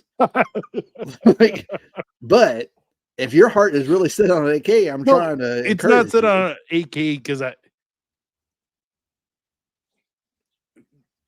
I wanted to replace an AR. It's just because you want to. I don't have an AK yet. Yeah, I got you. Yeah, Jim Fowler. That's who it is. Oh, okay. I've heard of Jim Fowler. Yeah. He makes he the is best the AK guy. And you can get like a 5.45, which is basically a 5.56. But you can't hardly find the ammo at all for that. Yeah, that's the issue. Is the ammo is expensive, and I don't know if he does anything in 5.56. It's 7.62. It's PSA Saber AKs are built off of Romanian AK-47 park kits from the 60s or 70s. Mm-hmm. Yeah. Now, if I were to buy an AK, it would be a PSA because I don't trust anybody else's. I don't Egyptian Wassers or Romanians or right. Like I would go with a PSA. Well, I think Romanian AKs are supposed to be the better AKs though, better than even the. Well, and it really would have just come because all AKs are the reason AKs were so prevalent because they are stamped. Right? They're super basically cheap just and easy to make. folded. Yeah. To make a rifle and throw some wood, on there and it's good to go. And that's what made them so cheap. Yeah. They're not cold hammer forged or anything like an AR is. So they could do a lot more in a lot less time. Now that causes other issues. Like they're much more loosely put together. So you can like run them with gravel in them and they'll still run, but they're also, you might barely hit a man-sized target at 100 yards. Right. So but the Russians were okay with that. Yeah. They're perfectly okay with it. Yeah. Right. So you just kind of have to go with what you're willing to put up with. But if you're wanting something more quality, because you really don't need to worry about accuracy till you get to 7.62 by 51, and then you want a really accurate gun because that's basically the replacement for a 308 Yep. in the Eastern Bloc. So yeah, you can still find Car 15s. You're gonna pay for it though. Just a matter of what you're willing to pay for it. You could buy a clone. You could make a clone. Yeah, they sell the a clones lot cheaper all day. Yeah, like I've got a clone of my M4 I carried in Afghanistan. I bought from Lone Star Armory. It's got the 16-inch barrel with the 8-inch handguard, the Picatinny rail handguard and carry handle and everything. It's awesome. You got an ACOG on it? No, I put a red dot on it. A carry handle mounted red dot. It's awesome. Nice. My ACOG is on one of my rifles I use all the time. Yeah, I love ACOGs. I'm ACOG supremacy, 100%. But I've also got LPVOs and red dots with magnifiers. Like I like them all. I love the ACOG though, just because I'm used to it. And I can literally run over it and it'll still work. Mm-hmm. Yeah. You Canadian guys, man, y'all need to get out. Come down south. I'll sponsor you. Come on down. I can get you across the border, and it will be in a canoe. But I can get you across the border. We'll run some rubber dinghies up to y'all and get y'all across the lakes. Get y'all back over here. Yeah, I mean, everyone's concerned about civil war in the United States. I think civil war is going to hit Canada before it hits us. Like you can only push nice people so long. I don't know. It depends what you like. I could see Quebec. I mean, Quebec's always been almost breaking off. Yeah, for 200 years now. Mm-hmm. So that wouldn't surprise me, but Mm-hmm. they don't have weapons. Like I don't know. I mean, we just need to run some guns to them. Between them and the Irish, start running guns. We'll be good. We'll get them going really good. What they need to do. Canadians aren't. It's not that they're too passive. They just have a high tolerance for bullshittery, and so they're willing to put up with a lot. Yeah, I have a 31, Joe. I like the TA-31 because that's what I use in the Marines, and I like the tritium. I like the fact that I don't have to have a battery. I would have the TA-02 if I otherwise, but I don't like to be dependent on battery if I don't need to be. I forget which one I have on the Jackal. I think it's the TA-11. That depends on the day of the week. I was gonna say, and what do you mean by pistols? Are we talking like an AR pistol? Right, we were talking about handgun? AR. So are we talking AR pistols? My favorite handgun to shoot is my CZ Shadow Compact, but I shoot best with my Glock 19. But I love shooting my double action, single action CZ Shadow. It's just super fun to shoot. My Berettas are my two favorite to shoot right now. Until I finally bite the bullet on getting a Beretta that I can mount a red dot on, like that, because that would probably then become my favorite. Like I thought about getting the Landon Tactical Cheetahs and putting a red dot on it. That way I can conceal carry it a lot easier because it's basically the size of a Glock 19. But the 92X and M984 both you can mount red dots on them. It's just they're huge. Plate sits so high. Yeah.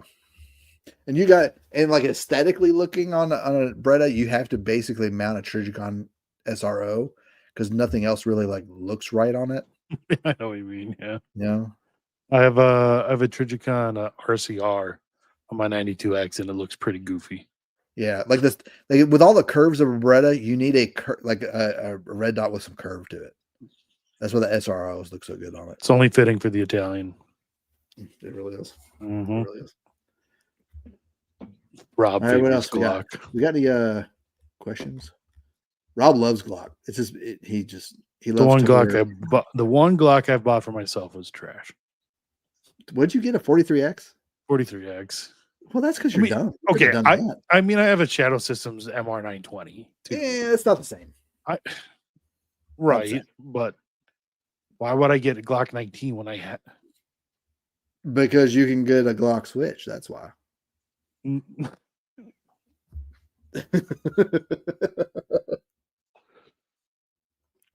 My Glock 19, because I have medium-ish hands, Yeah. right? So my Glock 19 fits well in my hand, right? So I like it because of that. My MR 920 fits well in my hand too, but I'm scared to carry my MR 920 now because I've seen so many people have issues with it. Yeah, I don't feeding, care. and I had feeding issues, but it ended up being an ammo issue. But that kind of like scared me a little bit. Mhm. You know, I don't want to depend my life on something that might not feed correctly.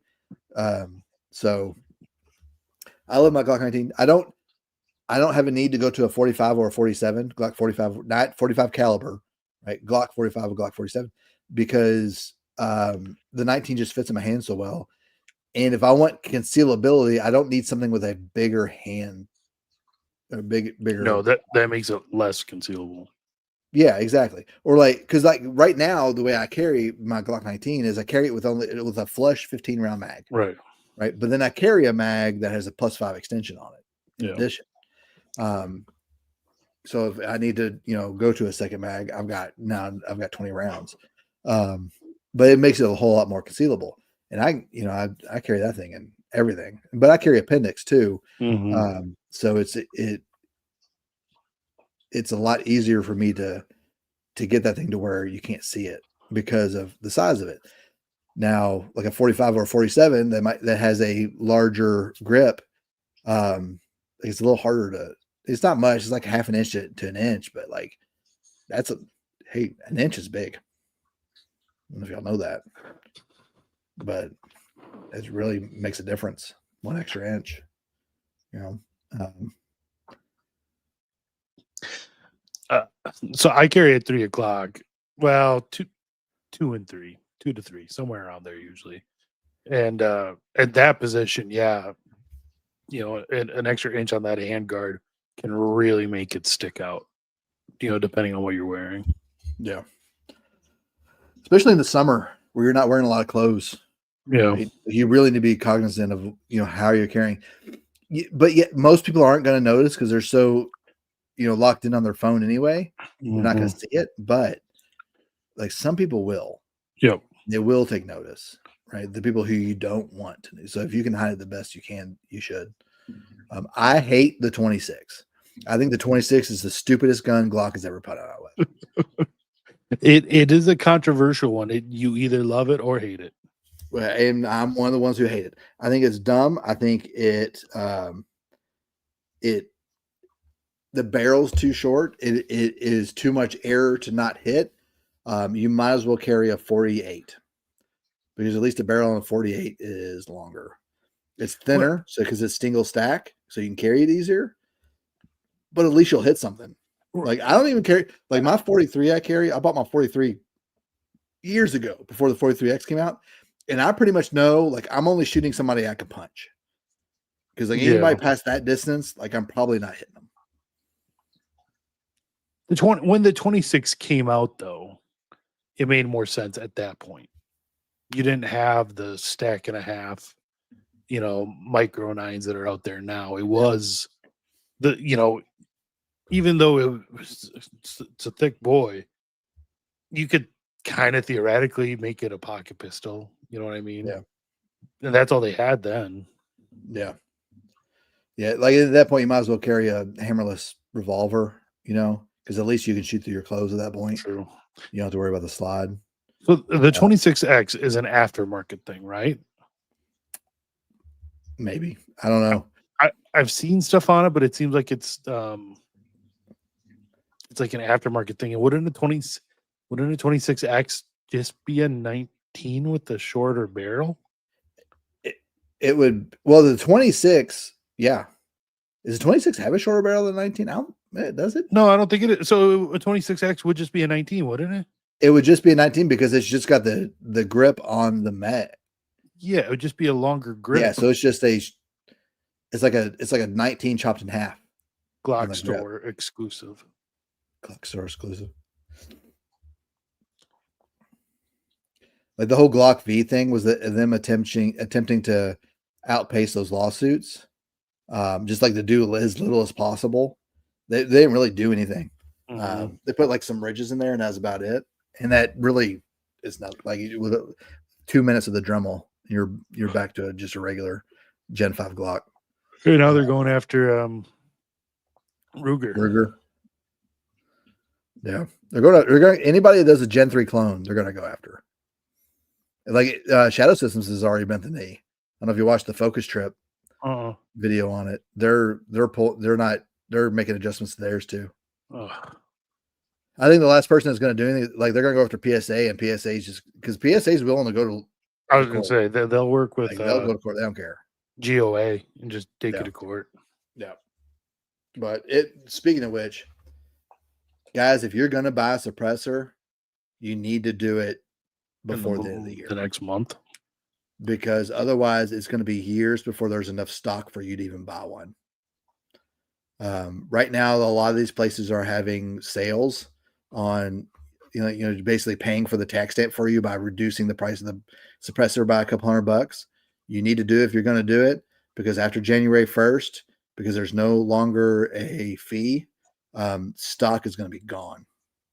And so I'd do it now. If there's one you've been looking at and you don't go into debt, right? Don't skip a mortgage. Like, don't do anything like that. But if you got the money and you've been looking at getting a suppressor, you need to do it before the end of the year. Since we're on the subject, so I have one, right? It's a 30 caliber dead air Sandman X. Mm-hmm. If I were to buy another one, mm-hmm. What do you think I should get? You need a dedicated 5.56. That's kind of what I would get a 22. Now, I mean, the 5.56. I mean, the 30 cal would work for obviously. So yeah, it would. Yes, but too. So let's talk about this for a second. Yep. So a 30 cal can will suppress a 5.56. Yep. But not as well as a 5.56 dedicated can. Right. So your 30 cal should be on any, like I have a 30 cal that's on my 300 blackout. Stays on there, never comes off. That's what it's on right now. Yep. But I also have another 30 cal. I've got the Trash Panda on my 5.56 because I can't, like, I haven't been able to get a 5.56 dedicated because I want to flow through. And like a Huxford. I haven't, every time I want to buy one, like something happens around the house and I got to pay for something else. Right. Yeah. Like the septic system went, I had to fix that and whatever. But you need a dedicated 5.56 because it's going to suppress the 5.56 better. But to answer the question that was brought up earlier, the point of a suppressor, especially on a 5.56, is signature reduction. Okay. So what that means is when you fire around, there are flames that come out the front. Okay. Because it's a mini explosion every single time you fire around. Right. A suppressor is going to mute that a lot. Not just the sound, but the visual explosion that comes out the front is going to mute a lot of that. So it's going to be harder for people to see you if you have to shoot, right? Which right now, not an issue, right? But when you get into an issue where you might have to be shooting from the trees, right? Because you want to be the reason that the trees are haunted, right? You want to make sure people can't see where you're shooting from. Now, suppressing at 5.56, the purpose is not so much to reduce the sound because you'll still get the supersonic crack. Yeah, it's very hard. But after about 50 yards outside of the cone of you shooting, it's very hard to tell where that's coming from. Right. So who did it? Brass Facts, I think, did a video on the signature of the sound on 5.56 when it's suppressed. Within 10 yards, you can hear it pretty easy. And then he goes out to like 50 yards, and then he goes then in a building and hearing it. And like once you get to a certain, that you can't tell where it's coming from. Right. Right. Otherwise, normally, if you're outside, you hear a gunshot, like your way your ears work, exactly. All right, you know where to look. Right. The suppressor is going to mask that for you and make it hard for people to know where you're shooting from. That's the purpose of suppressing a 5.56.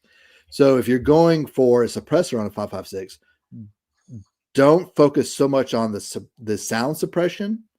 You need to focus on things like durability, weight, length, right? Like, for example, Silencer Central has an Inconel .556 suppressor that's only about 2 inches long, but it's fat. It's like a beer can on the ear thing. So what they don't do in length, they do in girth, right? So, Oh but it man, does well. It does the job. It reduces the signature. And Inconel is a very durable material. It's better they than call that model stainless the steel. chode. They do what? They call that model the chode. So that is why I would suggest getting a 556. But then after that, or with that, because you can sometimes they'll like throw in a free 22 suppressor too. Yeah. The 22 suppressor, you will love shooting more than anything else you Oh, have. you're right.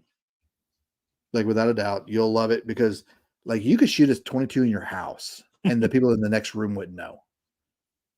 Like that's shooting a 22 is, and it's cheap, Cheap. right? Yeah. You're paying like 5 cents a round. Right? You don't have to worry about every time you shoot a mag, it's like $20. You don't have to worry about that. It's like $1, Yeah. if that. But that would be what I would go to. Now, what suppressor do you get for 556? I would go with a flow through on a 556 because you're not worried because flow throughs aren't as good as sound suppression, but you don't have to worry about now that gas is blowing back in your face. Right. Right. And so it's like because like my 300 blackout, when I'm shooting that thing rapid, like I'm like, like choking on it, Yeah. But with a flow through, you're not going to have to worry about that. So I would, go the Hux Works flow through. B&T has a really good flow through now. Who is it? Silencer Central has not Silencer Shop. Silencer Co has a good one. A lot So of the just dead not a good flow ones through. are all low back pressure ones too. Yeah. Yeah. And supposedly the one from Silencer Central I was talking about, I can't remember the name of it off the top of my head, but it's supposedly like a lower back. It's not low back pressure, but it's lower back pressure. Right. But yeah, that's what I would go with if I were you. Back to this question, another point of them for civilians. If you hunt, depending on what you're hunting with, most people are hunting with subsonic 300 blackout, or most people don't even know about the 8.6 blackout. But most of the rounds you're hunting with, they're still going to be loud. But if you're taking a single shot at a deer and you don't have an ear pro on, you're not going to cause yourself irreparable hearing damage with with the suppressor. So it is useful for that too. Yeah, like I have a hunting rifle. It's a 6.5 Creedmoor, and I'm probably going to put one of my 30 cal cans on it when I go hunting with it. Yeah, just to help because it just I already hear bad enough. Like, I don't need to make it worse. I get tinnitus already all the time right now. I don't need to make it worse. But yeah, and plus, like my property, I've got down the street is 42 acres, but if I shoot a deer, I don't want to scare all the other deer. Right. Right? So with a suppressor, it's going to lessen that chances. And then maybe I'll get more deer come back later in the hunting season if I need to, or maybe next year. I don't have to worry about it as much. So, because otherwise right now I would just hunt with just bow because I've only got 40 acres is a lot when it comes to hunting. Right. So no, but you can buy it. You can buy tracers. Yeah, there's nothing illegal about it. No, it's expensive. And I would buy like 30 of them just to have fun with it. And then that's about it. There's no reason I would. Now, when you start getting into like FRT triggers and super safe triggers, which allow you to simulate full auto, it's not really full auto because the trigger is fully going back and forth. And it's not multiple bullets from one trigger pull. You get into the full auto rifleman portion of your squad. You may want to incorporate tracers then because you can see, so everybody else can see where your suppressing fire is going to. That's the purpose of tracers. So if you're in a squad of 4 guys and you're all on line, and you're taking fire and you see your automatic rifleman, and every 10 rounds or 5 rounds or whatever you space it out to, you're seeing a tracer, you see where he's shooting. So then now you can direct fire to where he's shooting, and that helps. Have you been following the Lima 6 belt fed thing? And the red right hand? Yeah, barrels. It's interesting. It's gonna be fun. That's gonna be this. Here in a couple of years, I'm probably gonna once they hammer out all the kinks, I'm gonna definitely get me a Like, because you could buy like a 249 right now. Saw 249 Yeah, for 10 grand. right now. Oh, I'm just But saying, once, like, but once like any AR is a 249, like those That's 249s true. are going to come down. that's true. It's going to be fun. It's expensive though, man. Like I might get one that's in 22, just so I can afford it. Full auto 22 will still get the job done. Yeah. I mean, you can still cut a tree in half with 22, hit it with enough rounds. Yeah. Yeah. Yeah, I don't get the closed bolt, but like they're doing what they have to do within the bounds of what they're doing. I think eventually they're going to go with the open boat, especially like a piston system. I can see them going with. The problem with the piston system is it's going to beat itself up. Mhm. Cook-offs are fun, man. That's a feature. You want to cook off.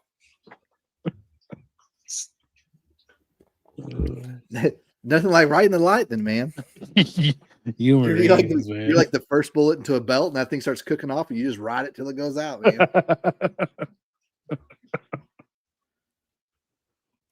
I mean, you could break the belt if you wanted to, but that's no fun. Who does that?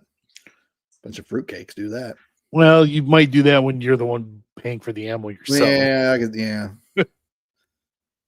see that. All right, what else we got? We got any questions? Anything we haven't seen yet? You were starting some stuff earlier, but I don't think you've started anything in a while. Yeah, we went through all that. I think we did. This was fun. It is. It's good to get back into it. Been a Now, while, yeah. just for like a 2-day turnaround, we're going to be back at it on Monday. It's going to be crazy. I don't know what we're going to talk about, but we'll find something. There will be something. There's Something will always happen this weekend. I guarantee it. Yeah. What pistols, rifles, and shotguns do you find are the worst to shoot historically? The worst pistol to shoot?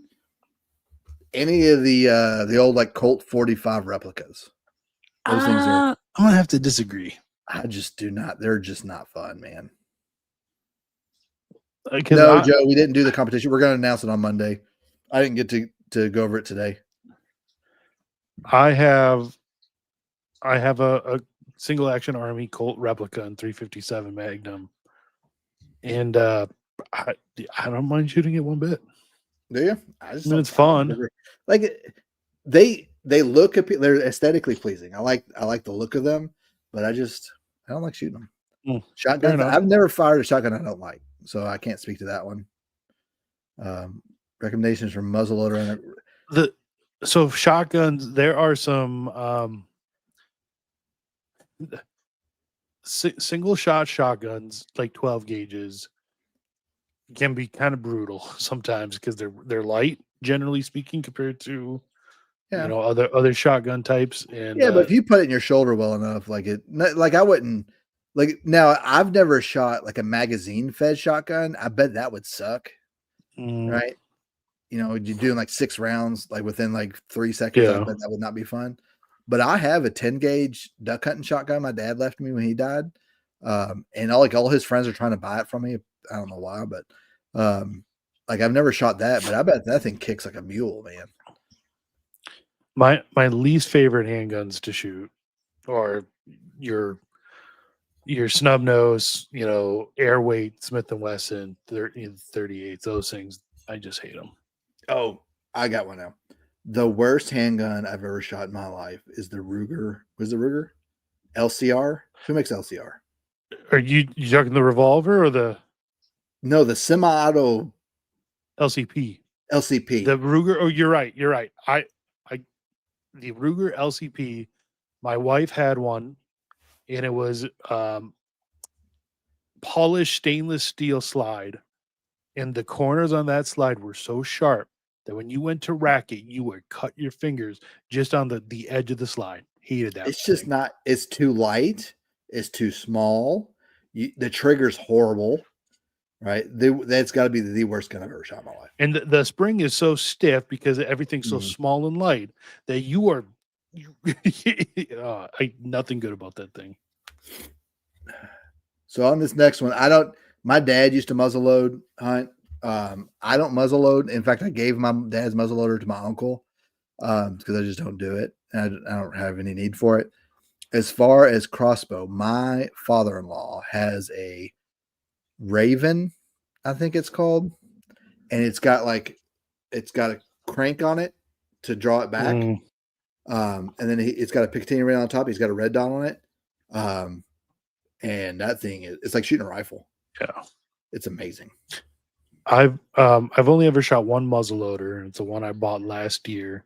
And I forget, I think it's the traditions. I forget what it's called, but they use you still, of course, muzzle load the actual projectile, the round, but it has a like a cartridge that you open the breech and put the actual cartridge and primer in the breech, but it's still technically a muzzle loader. So what's nice is, if at the end of the day hunting you don't shoot anything, instead of firing the gun right to unload it, because what else are you going to do? You can pull open the breech and pull out the powder, basically the little cartridge of powder, and just leave the projectile in there until the next time you use it. Yeah, my dad's muzzleloader, it had the cap that went on the hammer. Yeah. So then, like, if you have to go somewhere and you accidentally turn the rifle over and the cap falls off, that's no fun. Muzzleloaders are kind of fun. They right? can be fun. It's a little delayed, and then instead of your normal gunshot, it's like a whoop. Yeah. And the only reason my dad muzzleload, because he could hunt like a week earlier. Okay. Right? That's the only reason. Because in Kentucky, like, muzzleloading season was always a week earlier than bow and gun. But then once he started having boys and they started having the youth hunt, that was even earlier than that. Like, I'm out there at like 6, like looking around, and it's just him hunting. Yeah. I just happen to be the excuse of why he's able to go out and hunt that day. In Minnesota, we get 3 weekends of rifle, right? Rifle and shotgun. And then the remainder of the weekends, which I think is like probably 4 weekends up until the end of the year, is muzzleloader only. So that's why a lot of people here, yeah, that's an incentive. Yeah, it is. Yeah, I can see that. Yeah, that'd be fun. Yeah, exactly, Paul. Because muzzleloaders, because it's black powder, you got to clean them or they rust. Yep. Yep. Favorite calibers? All of them. There's no such thing as a bad caliber. They're all fun to shoot. I mean, I carry 9mm. Yeah, obviously. I carry 9. I shoot mostly 5.56 and 22 and 9. Yeah. I've got 300 blackout, mostly in subs. I have to look what Alabama's is. I think Alabama's is like 2 or 3 doe and 1. Dude, we get one deer with antlers. That's it. Well, I've never. It doesn't seen a have doe to with be antlers. male. There are does can grow antlers. I've never seen a doe with antlers. Is this But, are they usually spotted with like the Yeti and the Wendigo? No, they prefer the jackalopes. The jackalopes. What backpack gun for what, Joe? Like to carry to work? Or like backpacking. Or like backpacking or like elk hunting? Or like what are we talking about here? Need you to be specific. I do have that Flux Legion as like a backpack gun for like work or something like that. Otherwise my I have the Kuna, Springfield Kuna too. And have you seen they've made an AR lower to it and you can put an FRT in? In the Kuna? Yeah. Hold on, got to do some Googling. Put a suppressor on that thing, man. It'd be fun. That's probably the next gun I'm gonna buy is a Kuna. Because they make the AR lower adapter to it. I'm gonna have to check that out. I did not know that. Mm-hmm. I saw it. I'm trying to remember who the video I saw on it. The guy who was showing it off. I would clean your handgun if it's a carry handgun. I would clean it after every time you shoot it, because you don't want now you don't have to, especially if it's like a Glock. It's gonna fire fine, right? But you don't want to have that one time where carbon gets in the wrong place and you need to shoot it to save your life and you didn't clean it. So I would, just to be safe, clean it every time you shoot it if it's your carry. If it's not your carry, you might as well clean it anyway because you're not going to shoot it for a while, and you don't want the carbon to stay in there and Right. cause any issues. But do I clean mine every time I shoot? No, I don't. But I should. I just don't. I mean, it depends on the gun. You know, my 1911s, you have to clean them and keep them lubed, or they just won't shoot. Mhm. But your polymer striker fired guns, for the most part, yeah, you can go a couple thousand rounds usually. Yeah. Keep 'em- now. If you have a SIG, any type of like 226 or 229, as long as you keep that thing wet, it'll be fine. Yeah. So just keep oil in it of some type, hops number 9, whatever it is you use, and you don't really have to clean it. Just keep it oiled, lubricated. Clean my Glock every Christmas.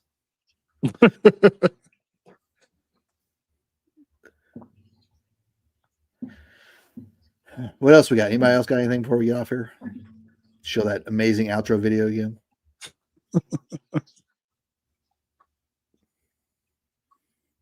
No? Okay. I guess call it. not. Okay. Let's call it. I gotta get some sleep. We're done. We're done. We're not answering more questions. Great favorite royal grub date. Well, okay, Thanksgiving side dish. You don't want to talk about that? No, we'll save it for Monday. That's a good idea. We'll talk about Thanksgiving on Monday.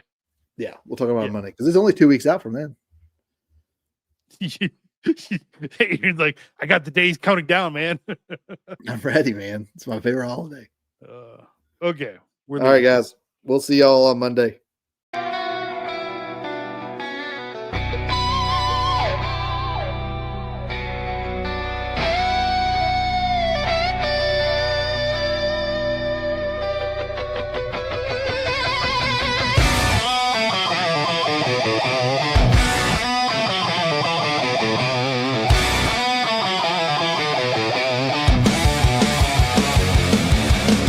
Many men wish death upon me.